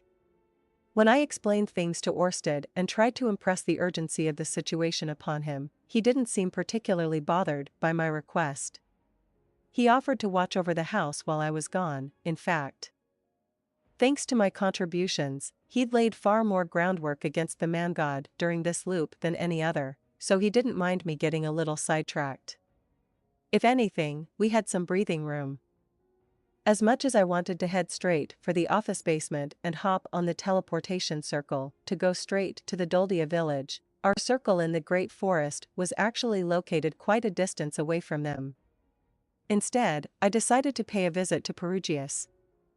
Knowing him, I figured he might be aware of some abandoned teleportation ruins closer to the northern part of the Great Forest. When I visited, Perugius was leaning back in his chair as usual, surrounded by his 10 familiars and Silverl. The missing 11th familiar had been deployed to the Azuran Palace to act as his representative. The Great Forest, you say? I tilted my head. Is there a problem with that? No. Do you plan to leave immediately? The sooner the better, I figure. His face clouded over for a split second when I informed him I would be going to the Great Forest, as if he were hesitating. He acquiesced almost immediately, though, and agreed to act as my taxi. This man really is magnanimous, I thought. That said, the sacred beast, that does bring back some unpleasant memories, Perugius said. He glanced at Leo, brows drawn. I wondered what was behind that reaction, but he probably was acquainted with the previous sacred beast, having lived as long as he had. I had no idea what their relationship was, but why was he still making that face, knowing the current incarnation before him was our house pet? Leo didn't mind the way Perugius eyed him. He sat there looking poised. It was Linnea who seemed petrified. Apparently, she'd met Perugius once before when she came here with Aisha, but she still hadn't gotten used to being in his presence. I'm sorry my little sister imposed on you the other day, I said to Perugius. Think nothing of it. He waved his hand dismissively. I like clever people like her. Seeing that he wasn't particularly disgruntled by her intrusion, I imagined Aisha must have handled her visit with him well. By the way, said Perugius, I hear you have had a daughter. Yes. Did Aisha tell you? How fortunate for you that you did not have a boy with green hair. He spoke as if he was trying to suss me out. Yeah. It is a great relief that my child wasn't Laplace reincarnated. Perugius broke out into a grin. Judging by your reply, I suppose Ørsted must have told you about our people's ability to reincarnate. He did. In that case, be sure you don't forget this. When the day comes that Laplace reincarnates, I will kill him, regardless of if he happens to be your son.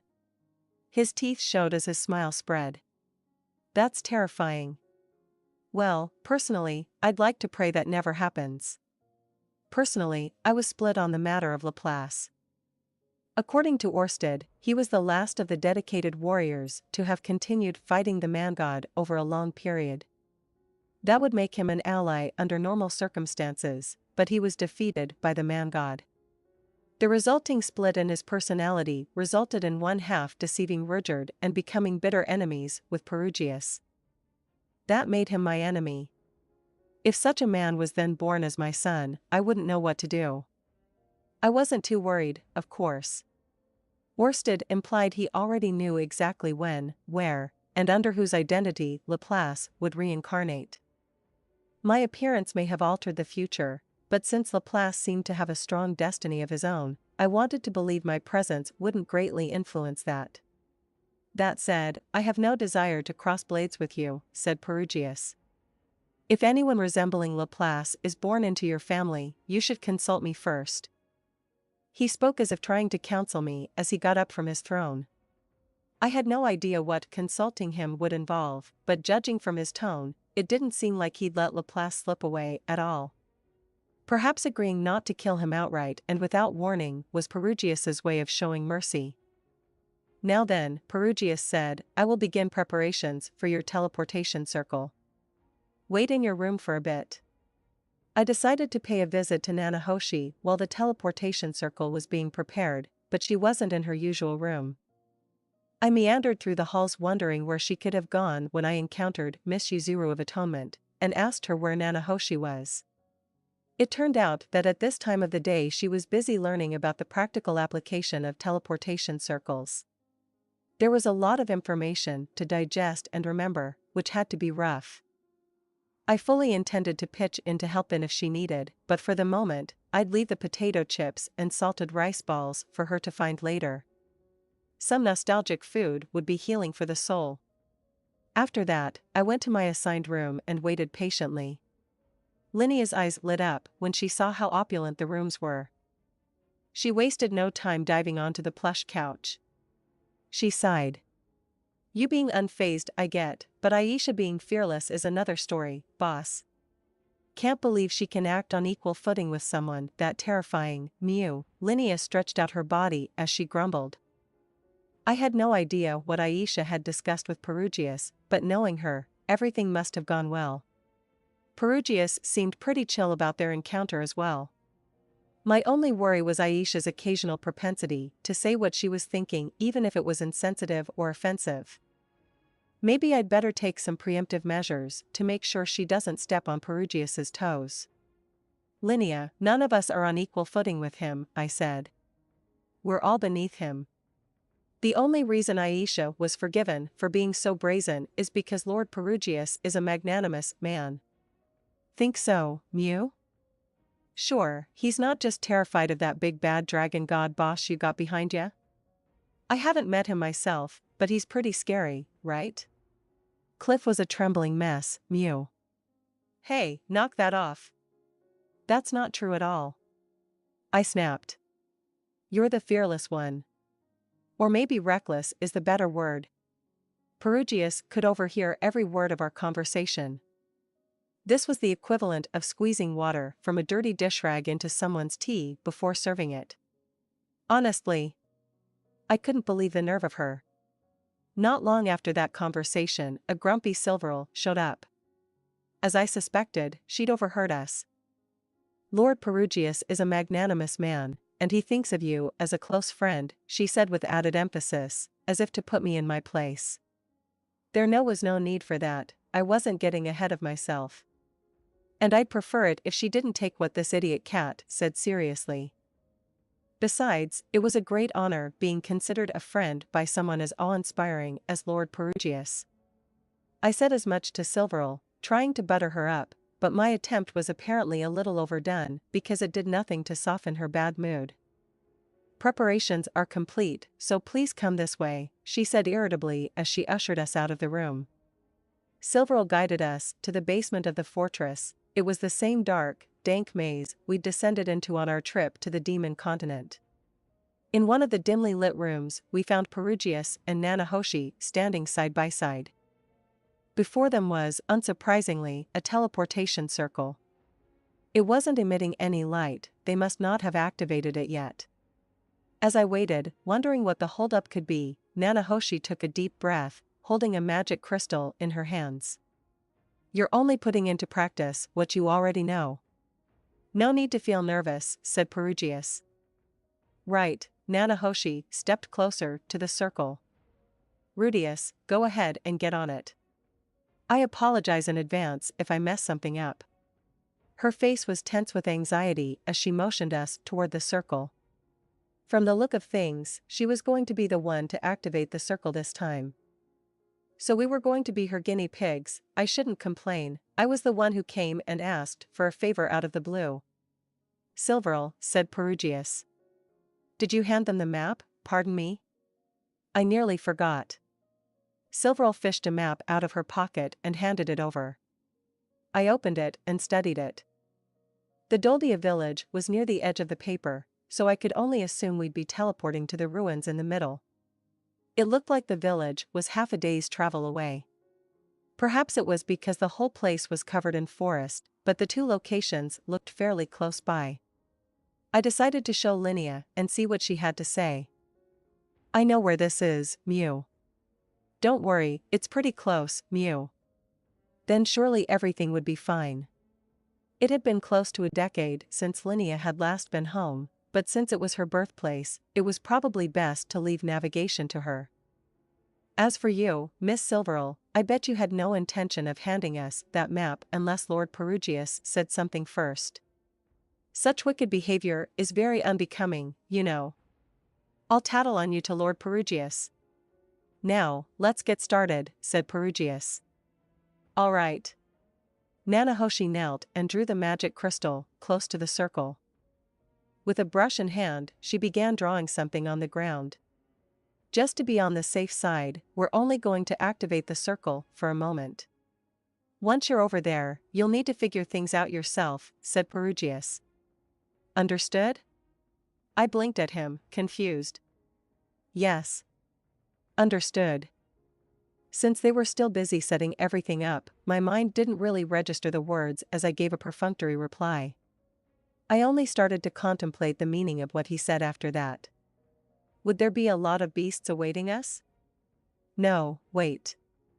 Considering the time of year, perhaps. Hey, about what you said, Linnea blurted, having realized the implication at the same moment I did. Alas, Nanahoshi had already finished her preparations. Once she'd drawn the circle with her brush, she put her magic crystal on top of it. The circle began to faintly glow afterward, and we found ourselves sucked in. The next thing I knew, I was surrounded by water that rose all the way to my stomach. Below it, I spotted the magic circle that had brought us here. The light it had emitted soon disappeared. I knew it, it's the rainy season. Linnea squeaked, cradling Leo in her arms. Despite essentially being a dog, he held his head high as if he thought it was only natural for her to carry him, even though he was already completely soaked. To make matters worse, our luggage was waterlogged too. Great. That means my apology gift is probably sopping wet. The water was freezing. If we didn't hurry out of here and find a place to dry off, we risked catching a cold. Not that a cold really matters. A little detoxification magic will fix that right up. Those thoughts knocked around in my head as I began the search for some stairs, but I saw nothing that would help us to climb out of here. That left me with only one option. I called forth a lamplight spirit to aid me, and finally, located a stairway that led downwards. This was apparently the top floor of this building. Boss, you gotta do something, Mew. Hold your horses, I barked back. Right now, we needed to go up. If the water level was this high, there shouldn't be water above us. With that in mind, I used my earth magic to create a step along the wall. I perched on it and reached to the ceiling. I grunted, using my magic to open a hole above me. I climbed outside only to find a heavy downpour and enormous trees lined up to the horizon. The canopy above obscured my view of the sky completely. Meanwhile, the ground below was being washed away by a raging flood. I might even be forgiven for thinking it was a river rather than a forest, but that was all the proof we needed to know we'd made it to our destination. There was no mistake about it. This was definitely the Great Forest. As I expected, the spot where I stood was at the very top of the ruins we'd teleported into, and the entire place was flooded. This is real bad, Mew. What are we gonna do? This isn't how I imagined this going, Mew. Linnea and Leo had also climbed up onto the roof with me. I can either freeze the water so we can walk across it, or I can make a boat and use magic to propel us. Her eyes lit up. Boss. I knew you had it in ya, Mew. But with the rain like this, I have no idea what direction we should even head in, I confessed. Linnea nodded. Yeah, with such bad weather, I'm as lost as you, Mew. So I figured. This was no normal flood, the water had risen all the way to the very top of these ruins. It was probably about 5 meters high.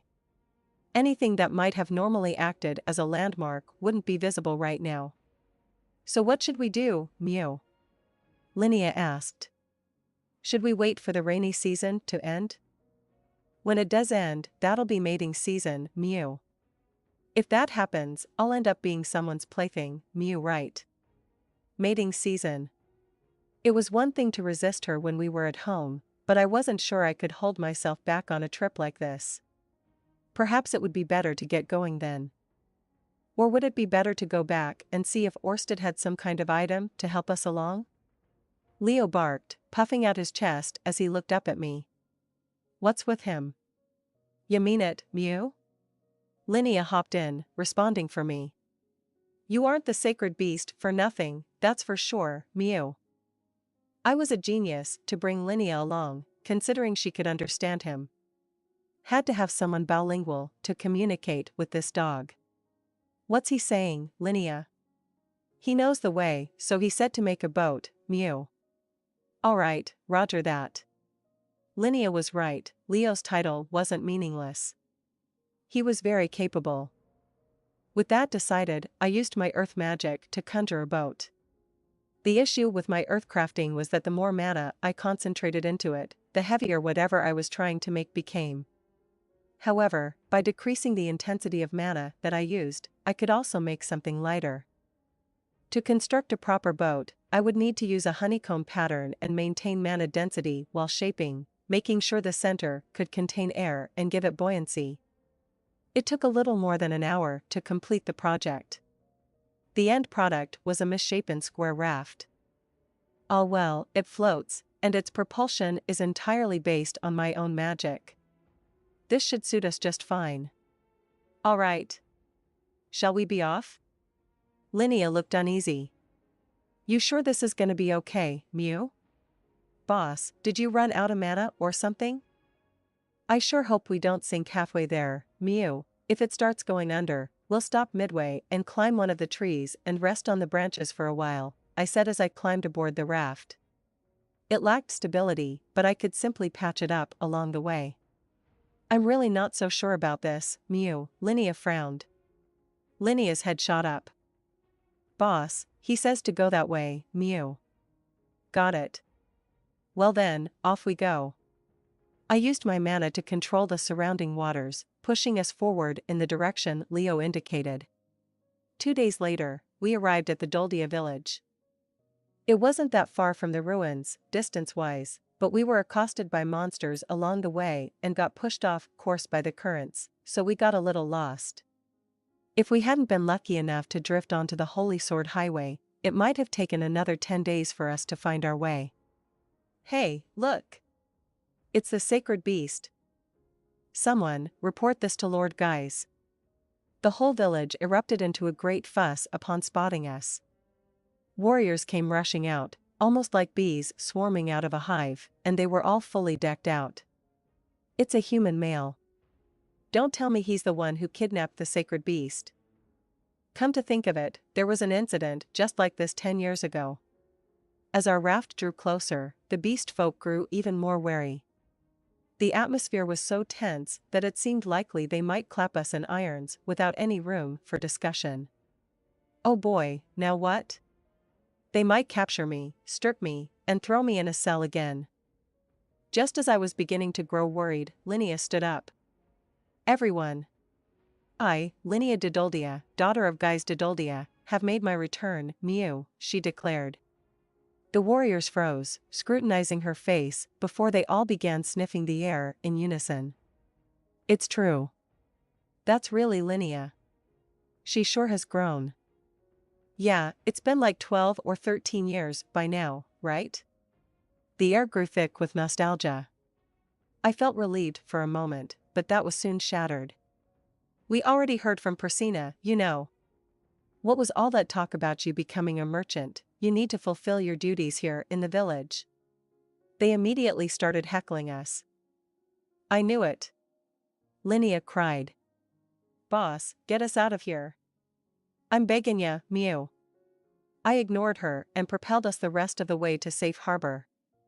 Nothing about the village had changed since I'd last been here.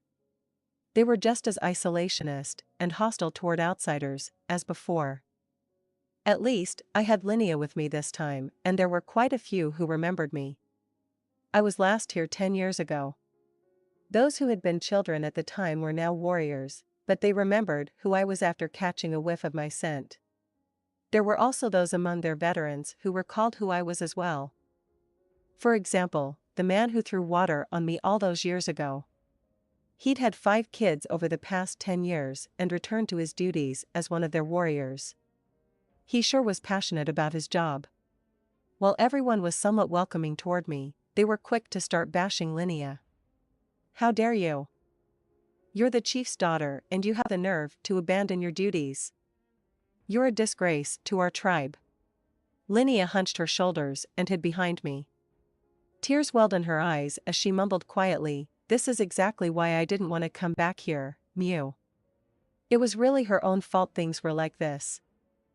The villagers continued disparaging Linnea for a bit, at least until the sacred beast shook himself dry and drew their attention. That's right. The sacred beast is far more important than Linnea. Yeah. He's finally back with us. Just where have you been all this time? Linnea was forgotten as they focused completely on Leo. They kept asking where he'd been and how he got taken away in the first place. In the process, those present who weren't familiar with me gradually grew suspicious, eyeing me like they thought I'd been the one responsible for kidnapping him. This sure brought back memories. If someone blurted out, "Oh yeah, this is the pervert who fell in love with the sacred beast 10 years ago, right?" I would be thrown into jail for sure. While I was preoccupied with these musings, a loud voice boomed through the crowd. "Everyone, quiet, Mew. Shut up, all of you." The 2 who came forward were female warriors, Minitona and Tersena. I recognized them. I had even saved them in the past. They acted as leaders, quieting the crowd as they strolled up to me. "There's no point in making a fuss here, Mew," Minitona declared. "You can give us the details at the chief's house," said Tersena. "Everyone, make way."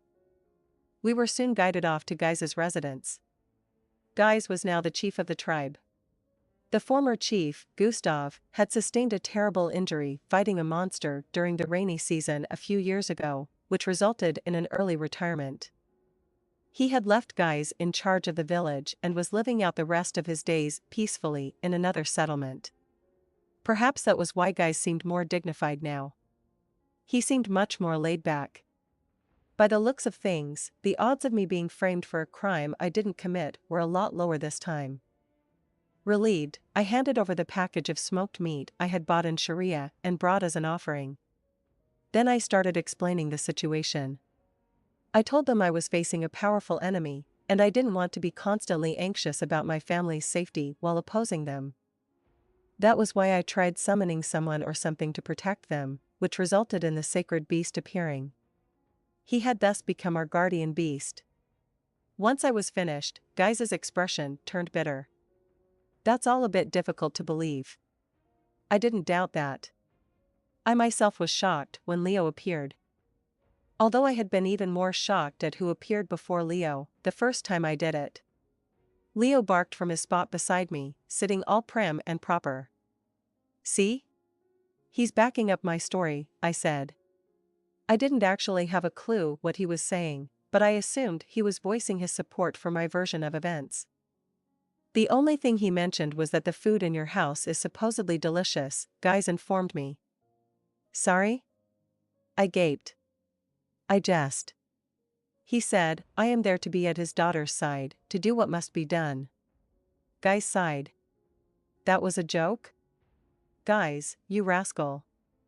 You can actually tell jokes now. Anyway, so Leo was interested in my daughter, Lucy? Probably Lara. He was really attached to her, after all. From what I had seen, he was almost always glued to her baby bed.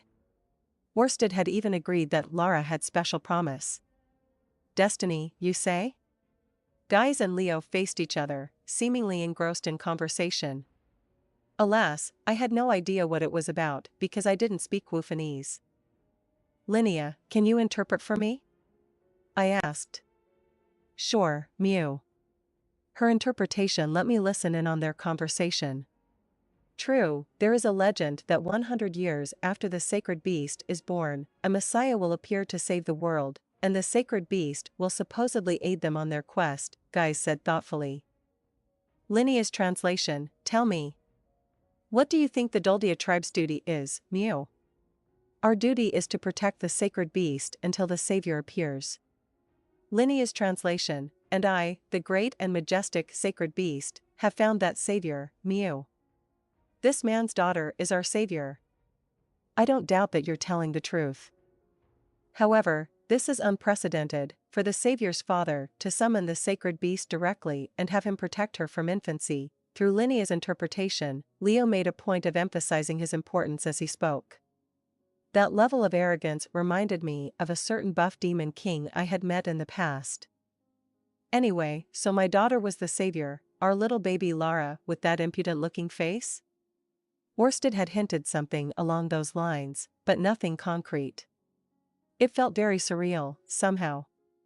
Maybe I should start teaching her kung fu while she's young. You know, passing along my fatherly knowledge. Linnea's translation, the legend also talks about a possibility of the savior dying early. Tell me, do you recall what that entails? After a brief pause, Guys answered, according to the legend, if the savior dies, the sacred tree will wither. The sacred beast will also grow weaker and weaker until death takes him. Linnea's translation, someone is after my master's life. Is it your desire to snuff mine out as well? Guys shook his head. No, that is absolutely not what we want. Linnea's translation, in that case, there should be no issue here. Again, Guys' expression soured. He glared at Linnea, who had been animatedly interpreting the conversation for me the entire time. Linnea withered under his gaze and hid behind me. This is why you gotta quit joking around. Yeah, I'm the one who asked you to interpret, but you're the one who took weird creative liberties and pissed him off. You goofed, so you need to deal with the consequences. Linnea, Guy said suddenly. Is everything he's saying true? Yes, it is, sir. He's there to protect bosses, I mean, Lord Rudius's child, Mew. It was rare for her to speak so politely. Apparently even Sharia's arrogant delinquent was terrified of her father. A human girl, Guys paused. It's only been 20 years since the sacred beast was born, so I was under the impression it would be another 80 years until he fulfilled his duty. Technically, the girl is half human and half demon, Linnea corrected. So I think she'll have a long life, Mew. I see. I didn't account for the possibility she might be a demon. Guys crossed his arms over his chest, lost in thought. In the decade since I'd last seen him, he looked far more introspective than he once had. He was more the thoughtless type before, more likely to rush in headlong than to pause and consider his options. He seemed to have mellowed out a lot, much like the previous chief, Gustav. Perhaps there was something about maturing past 30 that helped soften beast folk. Would the same be true for Linnea? I was sure she'd be the same until the day she died. The two young women standing behind Guys chimed in, there's no way a demon could be the savior, Mew. Yeah.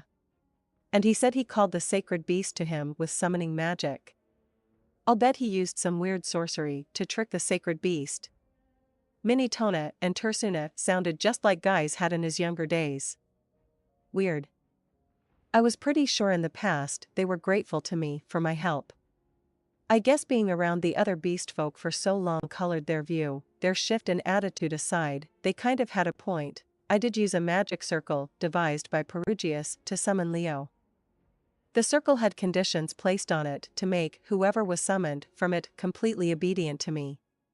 Perhaps that had an impact on Leo, and his belief that my daughter was the savior was only a delusion. No, the chances of that are slim, said Guys. If that were the case, Lord Rudius would not come all the way to our village like this. He lives on the other side of the world.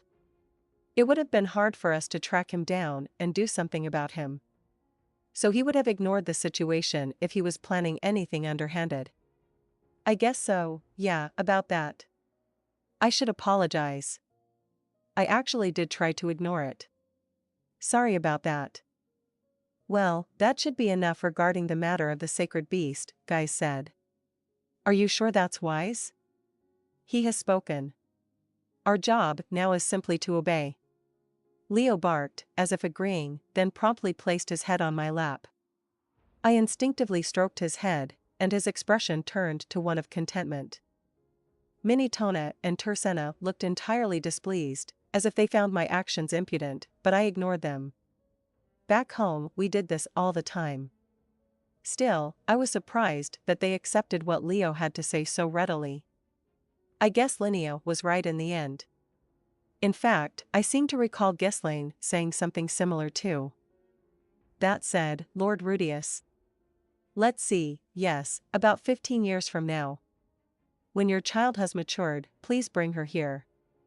I would like to follow custom and conduct the sacred tree ceremony.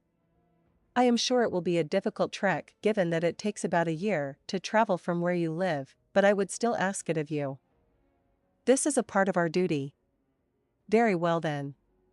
A ceremony, I had no idea what that entailed exactly, but I assumed it was some kind of formality. So we're going to celebrate Lara reaching adulthood in 15 years from now here in the Doldia village. I'll have to write that down in my diary so I don't forget. At least that took care of the situation with Leo, and much more smoothly than I thought it would. I let out a breath. I wasn't the only one relieved. I noticed the tension leave Guy's shoulders as well. The whole room seemed more relaxed. Guys glanced over at Linnea, who immediately flinched. Now tell me, why is our brazen little alley cat, Linnea, staying with Lord Rudius? I said. About that, actually.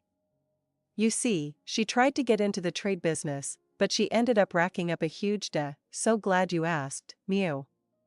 Linnea interrupted, suddenly pushing herself in front of me so she could explain for herself. You see, I thought about throwing my hat in and trying out the trading business after I split with Persina, but then one day, I received a divine revelation from the heavens, Mew. I followed their advice and returned to the magic city of Sharia. And would you believe who I found there? None other than the sacred beast himself. This is it, I thought to myself, the purpose for which I was led here, to look after the sacred beast and all his needs. So really, I haven't forgotten the duty our tribe's been tasked with. In fact, the whole reason I didn't come back was because, as one of our warriors, I was trying to fulfill my role, Mew. It sure was impressive how she could pull so many lies out of thin air like that. Or perhaps she'd been contemplating what excuses to feed her father in advance? Guys eyed her skeptically, but Minitona and Tersena looked completely convinced. They had regarded her disdainfully moments before, but now they gazed at her with something bordering on reverence. These guys really are simple-minded. Although I had read in a manga somewhere that once people stop looking down on others and start to respect people, it facilitates their own growth. It made sense, finding something good in an otherwise hopeless person reflected on one's maturity. But still, lying wasn't great. Pardon, Mr. Guys, I cut in. Actually, she tried her hands at the whole trading business and racked up a bunch of debt. That's how she ended up being turned into a slave, and I stepped in to save her. Well, really, I just shouldered her debt for her. Interesting, he said. Boss, you're not supposed to tell them the truth. Linnea screeched at me. Minitona and Tersena were back to giving her dirty looks. She's currently working at my place to return the money she owes, I explained. So what you mean, Lord Rudius, is that she is currently your slave. Correct? Now that I think about it, she is Guy's daughter. I can only imagine how he feels as a father, hearing that his child has been turned into a slave. If it were me, and I heard Lucy was a slave, I'd kill whoever owned her and set her free, no questions asked. Regardless, I couldn't bring myself to lie. Effectively, I guess you could say that, I admitted reluctantly. But to be clear, I am most certainly not treating her like a slave. I'm just helping her get back on her feet, as a friend. Guy shook his head. I don't care whatever the circumstances are. She is the one who abandoned her duties for her ambition, only to end up in enormous debt and bring trouble to the door of our people's hero. I would be ashamed for anyone to even know she's from our village. So please, feel free to do whatever you want with her. Guys, man, you sure have turned into a man of reason since I last saw you. Actually, no. Judging by his face, he was actually lamenting the kind of woman his daughter had turned into. Linnea frowned. Hey, Daddy, isn't that a bit cruel, Mew? I was in a real bind there, you know. If things hadn't gone the way they did, I'd have been a sex toy for some perverted nobles. As I recall, Lord Rudius, he said, mostly ignoring her, your libido was strong even as a child. Mating season should start soon enough. When that happens, you are welcome to use Linnea as you please. Mew. Daddy, have you no concern for your daughter's chastity? Linnea waved her fists in the air, incensed. Guys glared at her, his throat rumbling low and deep as he snapped, silence. If you claim to be one of the beast folk, then you should offer your body freely to repay what you owe. Linnea shrunk back. Fine, I understand, Mew. I was the one in the wrong, Mew. She hid behind me again. Look, I don't mind if you use me as a shield, but don't push your breasts up against my back. I have no intention of doing anything to you, mating season or not. At any rate, it is true that someone needs to be there to look after the sacred beast, and we haven't the means of returning the debt Linnea owes anyway, said Guys. So please take her with you when you go. Someone to look after Leo. I didn't really think he needed that, but the Doldia tribe did have their duty to fulfill. If they wanted to watch over him, I had no reason to refuse them. Besides, it would be a bigger problem for me if Linnea did remain. However, Guys continued, I do feel uneasy sending Linnea by herself. I nodded. That makes sense. Boss, I'd really rather you not agree with him about that, Mew, Linnea grumbled miserably from behind me. Unfortunately for her, I understood where her father was coming from. It wasn't because she was unreliable or anything, just that, lately, she was kinda leaning that way. So one more person, then. Guy stroked his chin thoughtfully.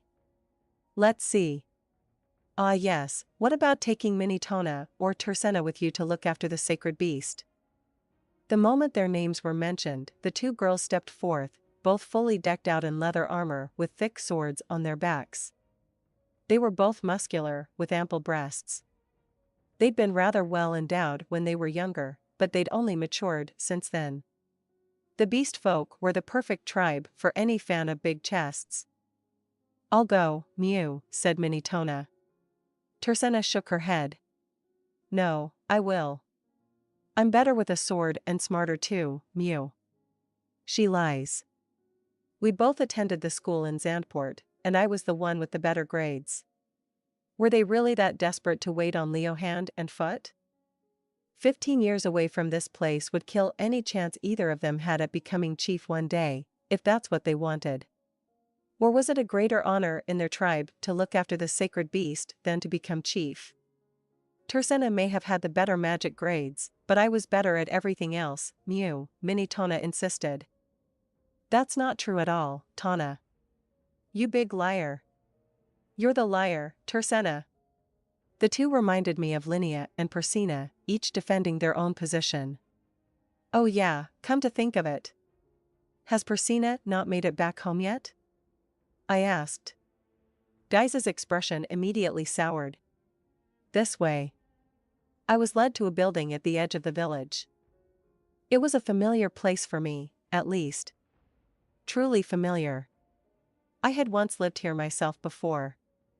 It was quite a comfortable little spot, although I did end up sharing it with a roommate at one point, a middle-aged man with a monkey's face. It had been a nice accommodation even so. The security was top-notch and, okay, yeah. Enough of the jokes. Basically, they brought me to the jail. Linnea refused to enter, apparently having had bad experiences with this place herself. Once inside, I stared silently. Persina was lazily stretched across a bed, looking utterly slovenly. They hadn't stripped her completely as they did me, but what she was wearing left her pretty exposed. She wore a plain, unsexy gray shirt and cropped pants. Her back was turned to us, and I watched through the metal bars as she stuffed her hand down the waistband of her pants to scratch at her tail. The complete lack of femininity was startling. "Hey, Persina, wake up!" Guys snapped. "I can't eat any more," Persina mumbled in her sleep, tail wagging back and forth. "It's mealtime." It was the oldest trick in the book and she fell for it immediately. Persina jolted upright and sprang up, pausing momentarily to yawn. As she stretched, the thin fabric of her shirt stretched across her breasts, which were as large as I remembered. Her clothes fit her like a glove, and it was poison to the eyes. The kind of poison that no amount of detoxification magic could cure. "I don't smell any food." Persina's nose twitched as she glanced around groggily. Her eyes landed on us. "Persina, you have a visitor," said Guys. Persina blankly stared back at first, but the moment she saw me, her eyes flew wide open and she lunged herself at the bars, clinging to them. "Boss. You've got this all wrong. I'm innocent, I swear. You gotta help me." This time, I was the one taken aback. Guys let out a long sigh. End of the 8th chapter. If you like my content, join me on Patreon, where you can find more and exclusive novels. Also, you can leave a donation by clicking the Super Thanks button. Thank you very much for your support. Chapter 9. The Case of the Jerky Thief. The incident took place 10 days prior, as the rainy season began in the Doldia village. Someone had murdered wait, this isn't a detective novel. I mean, someone stole some dried rainforest lizard meat the village had stored for later consumption. Naturally, the warriors conducted an immediate investigation. There was only one suspect, a female warrior named Persina Adoldia. Persina was the daughter of the Adoldia tribe's chief, and she had only returned to the village about 6 months ago. She'd come back as an accomplished graduate of the Renoa University of Magic and promptly announced to everyone, "As a candidate for future matriarch of our people, I have returned to fulfill my duty." By the way, Linnea is a big loser. And thus, she entered the Doldia tribe's militia. The matriarch is the person at the apex of the hierarchy of the Doldia tribes, which included the Dodoldia and the Adoldia. You didn't earn that kind of position simply by wanting it. You needed adequate strength and the trust of the other warriors, and it was also necessary to earn the position of warrior chief before the reigning patriarch stepped down. Persina had both the talent and accomplished history to ascend to the position of warrior chief, except for one small issue: she'd left the village before she could enter the militia's ranks and had spent over a decade away. She wasn't accustomed to being a part of the community. That was why the current chief and patriarch, Guys, had agreed to let her train for the position. Once she was competent at her work in the village, and had memorized all the scents and faces of the other members, she would be promoted to warrior chief. From there, she could someday earn herself the title of matriarch. You could call it an elite induction course. Since Persina knew high-level healing magic, she earned the other warriors' respect in no time. Guys was satisfied with her progress. Once the rainy season was over, he planned to have her marry, then he would promote her to warrior chief. That, sadly, was when the incident occurred. The night the food was stolen, Persina was on duty in front of their provision storehouse. It was packed full in preparation for the upcoming rainy season, and at night, they always had a group of 2 keeping an eye on the place. The person working alongside Persina at the time was another Adoldian warrior by the name of Canaluna. Unfortunately, Canaluna, she was feeling ill that day. The day before, she'd been hurt fighting one of the many beasts that appeared in these parts, and the wound had festered without proper treatment. Canaluna had claimed it was nothing to worry about, but the person working the afternoon shift before her attested, during the shift change, her face was white as a sheet. As was proper for an upcoming matriarch, Persina told her, "Go home and rest. I'll take care of things here." Canaluna did as she was told and slipped into the nap room to catch a few winks. She only intended to rest her eyes for a little while, but she was out like a light, perhaps because her body needed the extra sleep to heal itself. Early the following morning, a single warrior arrived at the storehouse for the shift change. But when he got there, he noticed that one of the guards who should have been present was nowhere to be seen. Thinking it suspicious, he looked inside the storehouse, only to find someone had broken in and ravaged the place, devouring things left and right. But that wasn't all. Persina was in there with crumbs all over her face, happily snoring away, having filled her belly. Persina was arrested on the spot for her crime. In the Doldia village, food theft during the rainy season was a serious crime. Whatever trust she'd built up with the other warriors evaporated, and her chances at becoming warrior chief, let alone matriarch, were obliterated. Anyway, that was how she ended up in the slammer. Someone came up behind me that day and decked me in the head, knocking me clean out. The next thing I knew, I was inside the storehouse, claimed Persina. Someone framed me, the sick bastard. Boss, I'm begging you. Search for the real criminal. I'll bet there was someone out there who didn't want me becoming the matriarch.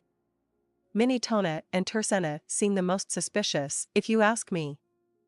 She huffed, adding, and anyway, none of it makes any sense. I'd never be stupid enough to get caught that quickly if I was really behind the theft. It would be too obvious, especially after I sent Canaluna home. I wouldn't pig out like that, either. I'd swipe stuff little by little, so no one found me out. She was insistent about her innocence. I could say from my first impression of them, and from personal experience, that the beast folk were skilled at wrongly accusing people. If Persina really was innocent, then I wanted to help her. I decided to do a little investigating. The Doldia village was a mix of Didoldians and Adoldians. Since its primary duty was to look after and protect the sacred beast, many of its inhabitants were in the militia, but there also were many married couples and children since they raised their young here. It was a pretty large settlement of about 500 people, all living atop the trees. Since the land below them flooded completely during the rainy season, they were more like an island in the middle of a continent. This made it exceedingly unlikely that the culprit was an outsider. There couldn't be many out there who could navigate these stormy waters like I could. If we assumed that Persina was telling the truth, then the most likely explanation was that someone here had framed her. So with the help of my trusty assistant Watson and police inspector, Guys, I set about gathering evidence and testimony from witnesses. And there you have it, I said. Let's get going, Watson. Linnea tilted her head. Who's this Watson, Mew? That's you, Linnea. There's a certain country out there where people call their assistant Watson, I explained. Okay, Guys seemed to have no problems being given the title of police inspector, but despite that indulgence, he did sigh as if he thought this whole thing was an exercise in futility. First witness testimony. Name, Gimel. Profession, warrior. Association with the accused, first responder at the scene. So you're the one who first discovered the scene of the crime? I clarified. Yes. Deja vu hit me the moment I spotted the man in question. I was pretty sure I had seen him somewhere before. Maybe I should ask. Character select, Gimel. Dialogue option, inquire about past. Have I met you somewhere before? I asked. The man nodded. Yes. 10 years ago, I fell into the water and you saved me. Interesting. Come to think of it, 10 years ago Rudyard and I did save someone during the rainy season.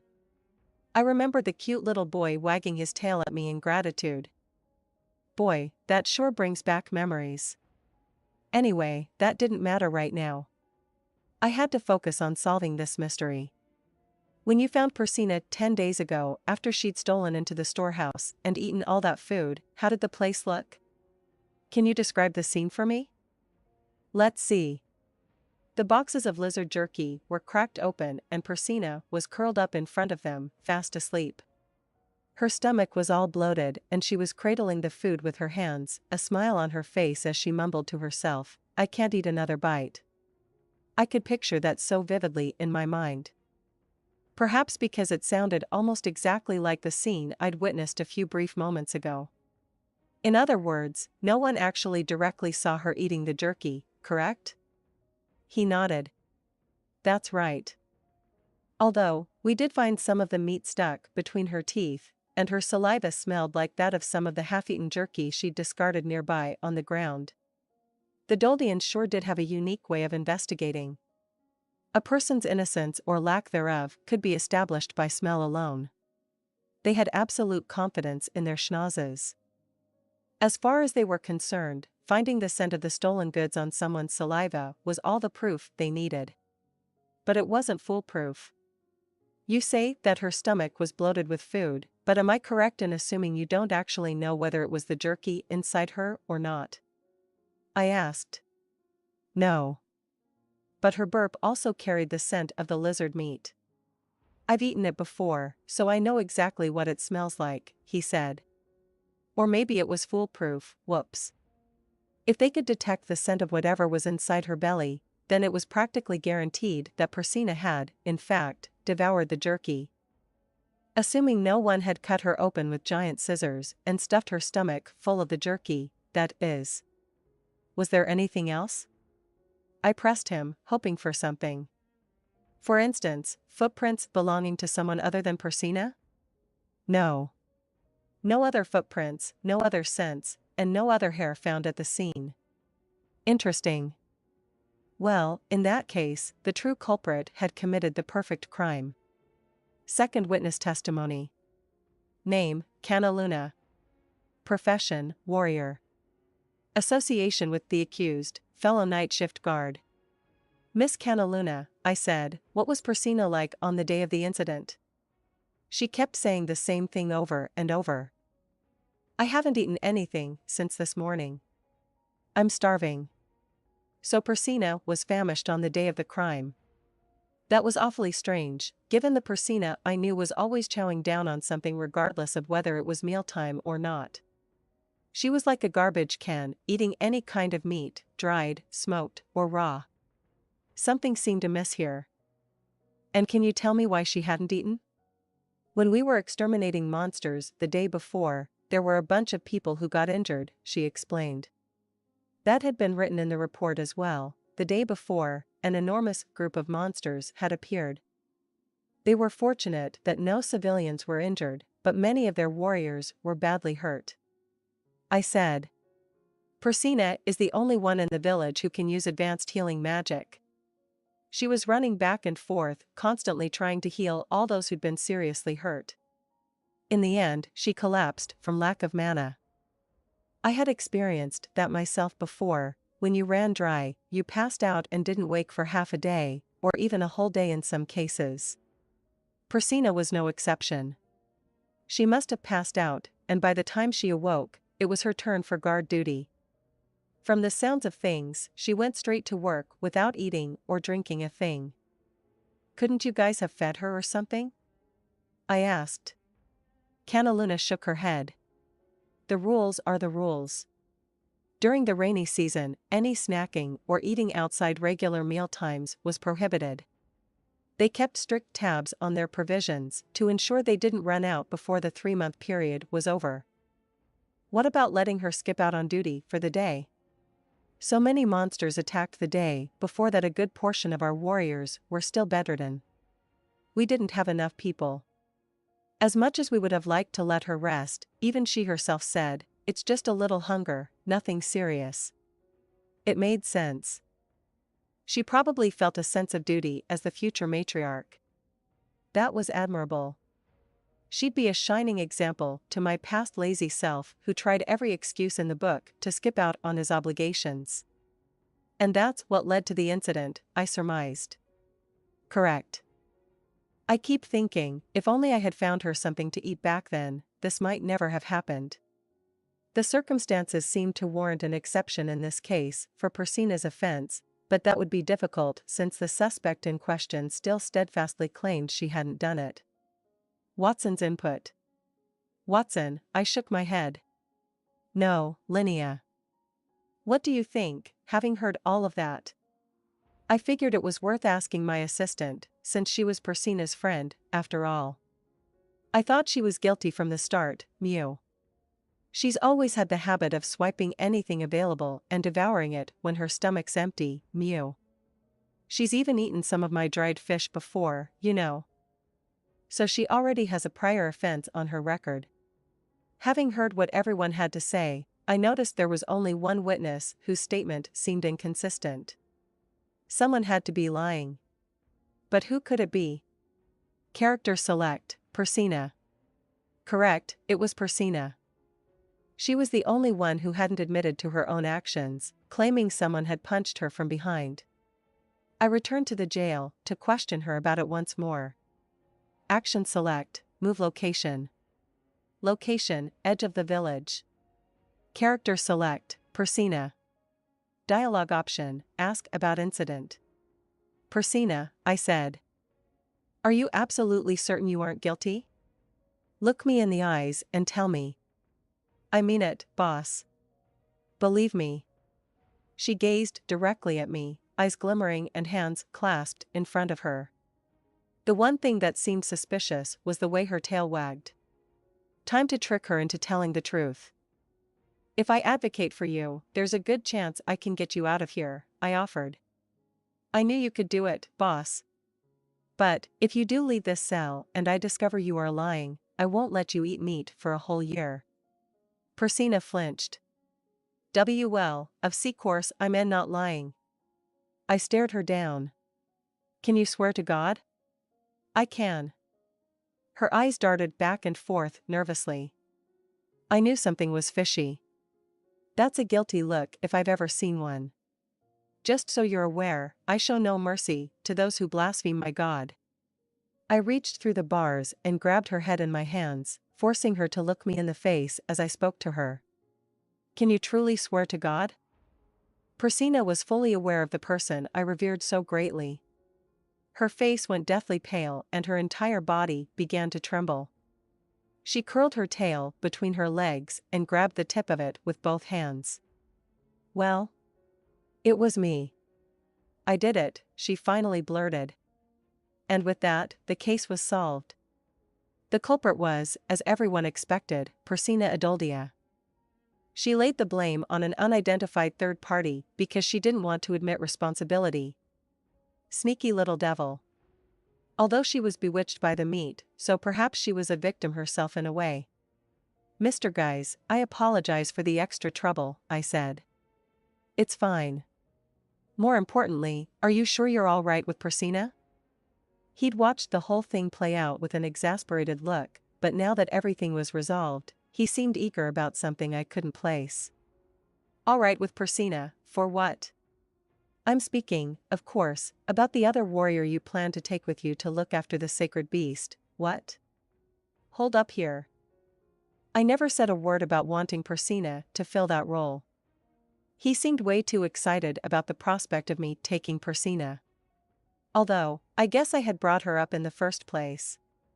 It made sense that he'd gotten the wrong idea. Are you truly sure you want her? He asked again. No, I don't. Of course I didn't want her. I'd be suspected of cheating once again if I let her into our house on a daily basis. Sylphie and Roxy had both given me beautiful baby girls, and I didn't want to screw up my whole family because of this idiot. I could already picture her gobbling up all our meat, and how bitter Aisha and Lilia would be afterward. The only person who'd welcome her with open arms would be Eris. In any case, it would be better to have someone more serious, who wouldn't get me accused of two-timing.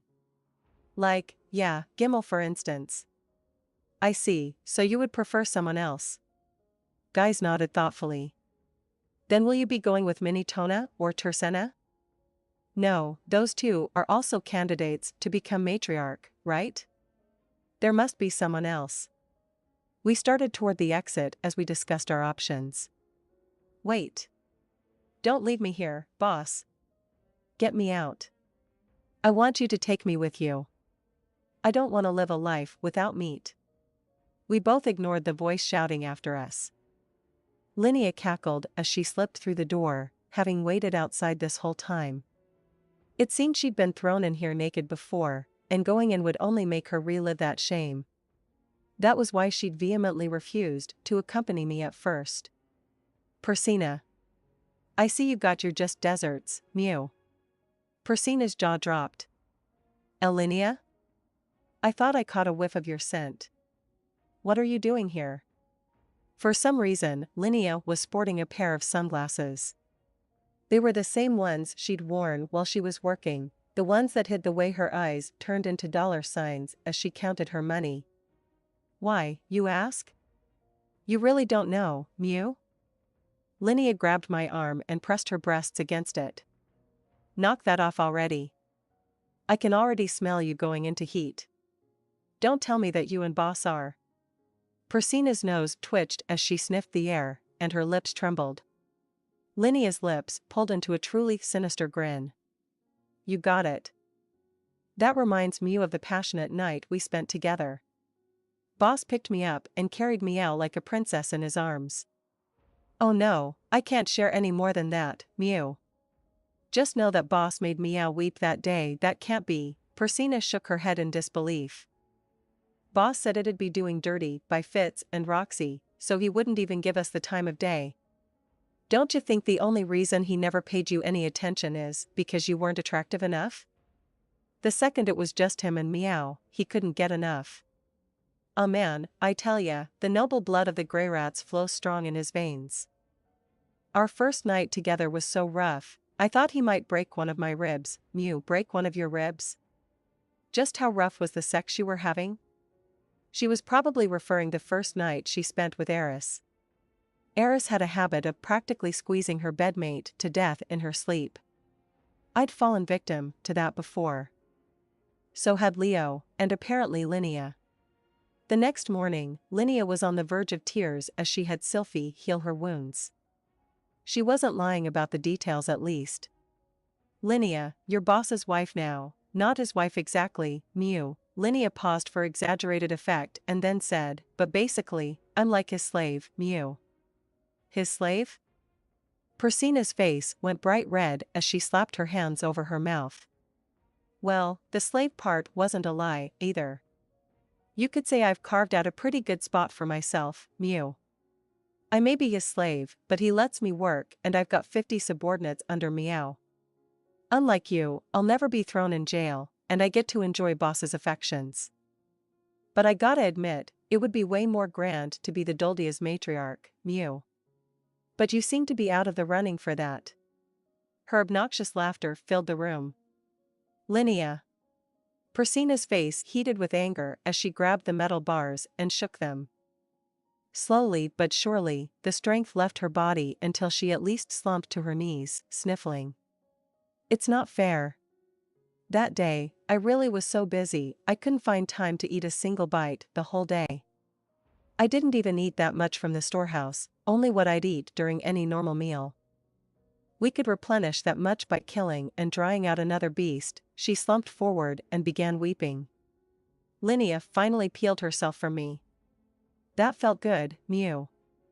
She did look truly satisfied. What a terrible person. That said, I did think that Persina's exceptional circumstances deserved some consideration. The monster attack had gone on from midnight until early morning. Whoever was on guard duty at the time was responsible for the number of injuries, as far as I was concerned. Their misstep had shifted the burden onto Persina, as one of the tribe's healers. Once all the monsters were dealt with, she'd worked tirelessly to heal people, which was probably why so many were saved. But in the end, she collapsed, having spent all her mana. They gave her no time to eat when she finally woke up and was sent straight to guard duty. What she'd gone through would have been rough on anyone. There were some parts of the situation that, really, no one could be faulted for. Granted, she did steal food. Even though she'd been assigned to guard duty after not eating for an entire day, that wasn't an excuse to swipe food. Back in Japan, if a police officer was discovered to have committed a crime, they were immediately removed from duty. She was due some consideration for her circumstances, but a crime was still a crime. She had defied one of the village's rules. She couldn't very well complain that she was no longer in the running for warrior chief or matriarch. "Hey, boss, dad," Linnea turned toward us, her expression now solemn. "I have a favor to ask, Mew." She lowered her entire upper body in the perfect 45-degree bow. "I would like you to appoint Persina to look after the sacred beast, Mew." When she lifted her face again, she stared right at us with determination in her eyes. I stood up a little straighter, ready to hear her out. "The two of us went to those far-off, foreign lands so we could become the best we could be as potential future matriarchs, Mew. I'm confident we put in more effort than anyone else. We'd never have become head of the class otherwise, Mew. When I lost to Persina at the very end, I gave up and let her walk the path of our people. But I only did it because I thought she'd make a great matriarch, Mew. I don't think it's fair for her to have to start back at square one for a single mistake." Linnea paused and took a breath before turning toward her father. "I want you to give her a chance, Mew. If she's able to look after the sacred beast for the next 5 years, no, make that 10, like she's supposed to and fulfills the role assigned to her, then let her come back here with boss's daughter and forgive her for her crime, Mew. I won't ask you to make her the matriarch, but I'd like her to at least have a similarly respectable position, Mew." Her request wasn't the least bit logical. Linnea had, herself, abandoned her duties to become a merchant. She had no right to make a request like this. Besides, this crime was a result of Persina's lack of self-control. I could admit she deserved some leniency because of the exceptional circumstances. Truly, I did, but a crime was still a crime. It was too much to ask for complete forgiveness simply because she'd worked hard up till this point. That wasn't a valid reason. "I cannot do that," Guy said, sharing my sentiments. "Mistakes you had made in the past didn't simply disappear, and you couldn't erase them, either. That was how the world worked. I knew that as well as anyone. Still, I wanted her efforts to be rewarded somehow. Persina had worked her hardest, she earnestly attended her classes, snacking on meat the whole while. We took healing classes together, so I knew how dedicated she was. In my mind there was no question that she'd worked twice as hard as most people.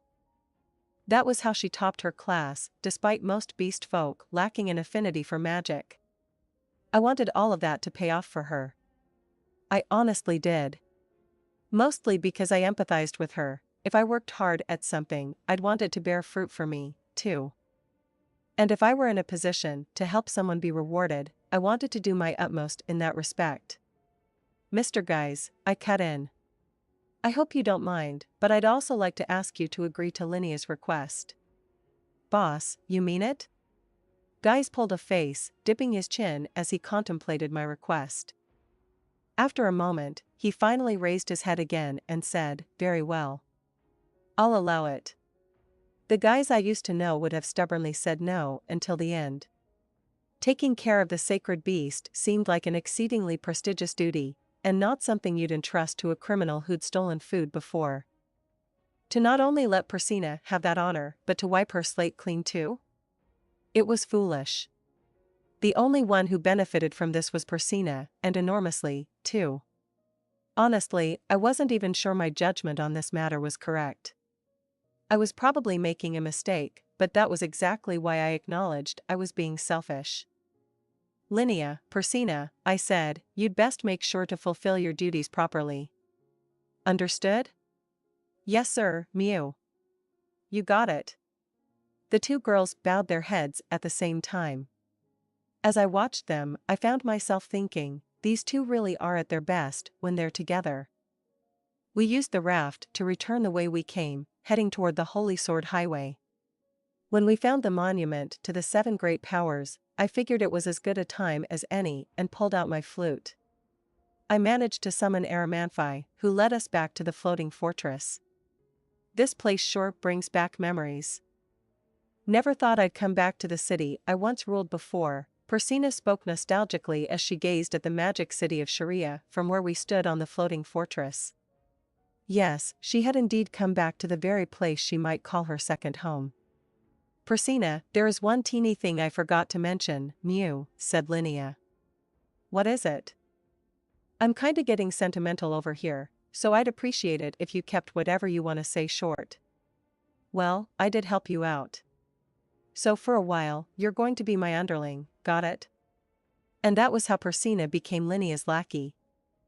End of the 9th chapter. If you like my content, join me on Patreon, where you can find more and exclusive novels. Also, you can leave a donation by clicking the Super Thanks button. Thank you very much for your support. Chapter 10. The Other Slave. Part 1.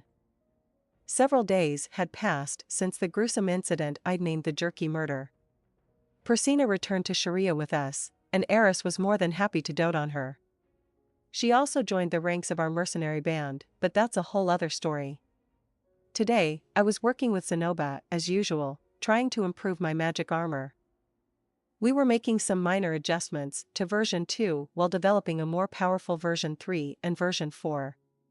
I had a whole mountain of ideas, but the majority were either impossible or next to impossible to bring to fruition. Our development was slow to progress, but I enjoyed the process of working with someone and making baby steps toward our goal. Today was no different. Zenoba and I sat opposite one another, studying the blueprints spread out in front of us. It was then that Zenoba suddenly blurted out, "It seems like Julie is hiding something from me." Really? Julie, of all people?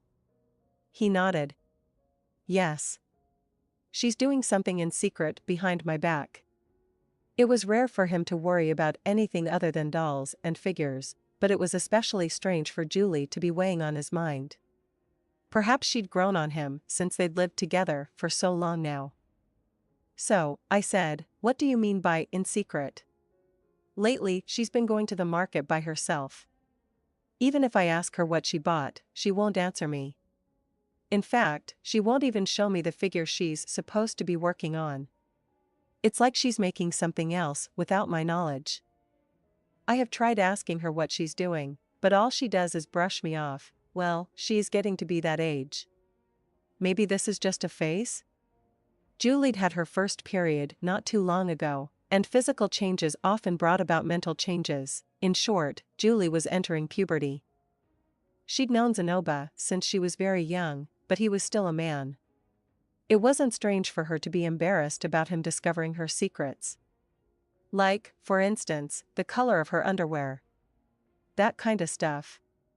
What do you suppose I should do? Zenoba asked. I don't see any option but to leave her to her own devices. Everyone went through puberty at some point. It was a normal part of life, the period where a person gradually transformed from a child to an adult. Changes always had a ripple effect, which meant those around them had to change how they treated the person who was maturing. You had to start treating them as more of an adult or risk driving them to rebel. Having said that, Zenoba needed time to figure out how to interact with her. There was no fixed script for how to deal with people. It was something you had to learn over time. Since she's a slave, forcing her to answer would be an option, I'm sure, but Zenoba trailed off. You plan to make her tell you? He shook his head. No. She may live with me now, but she actually belongs to you, Master. I don't have the authority to do that. Though I would not oppose your decision if you requested it of me. There was hesitation in manner even as he said that. Calling her my slave was just an excuse. Even if she belonged to him, he had no intention of forcing her to obey him. I couldn't blame him for that. I was no different. As long as it's nothing bad and isn't causing problems, I don't see the harm in leaving her be. Do you? Zenoba scrunched his face. I actually do consider it a substantial problem that she won't share the figurine she's finished. I guess I can see where you're coming from, I said. In that case, why not ask Miss Ginger to try talking to her? If it was something Julie didn't feel comfortable sharing with a man, perhaps she would be more open to sharing with a woman. She was a young girl entering puberty, so it was probably hard for her to discuss certain things with the opposite sex. That was what I assumed, anyway. That is a splendid idea. Zenoba's face lit up. Surely Ginger will be able to handle the matter smoothly. It was hard to believe Julie was already entering puberty. Time sure went by quickly. It probably wouldn't be long before my little Lucy hit the same stage in her life. She'd been growing more used to me lately, and a fond father-daughter relationship was beginning to bloom between us. Alas, I was sure the day would come when she'd go back to being fussy and obstinate, saying things like, I don't want you to wash my underwear with Daddy's, and I hate getting in the bath after Daddy. It's disgusting, just imagining it made my stomach knot.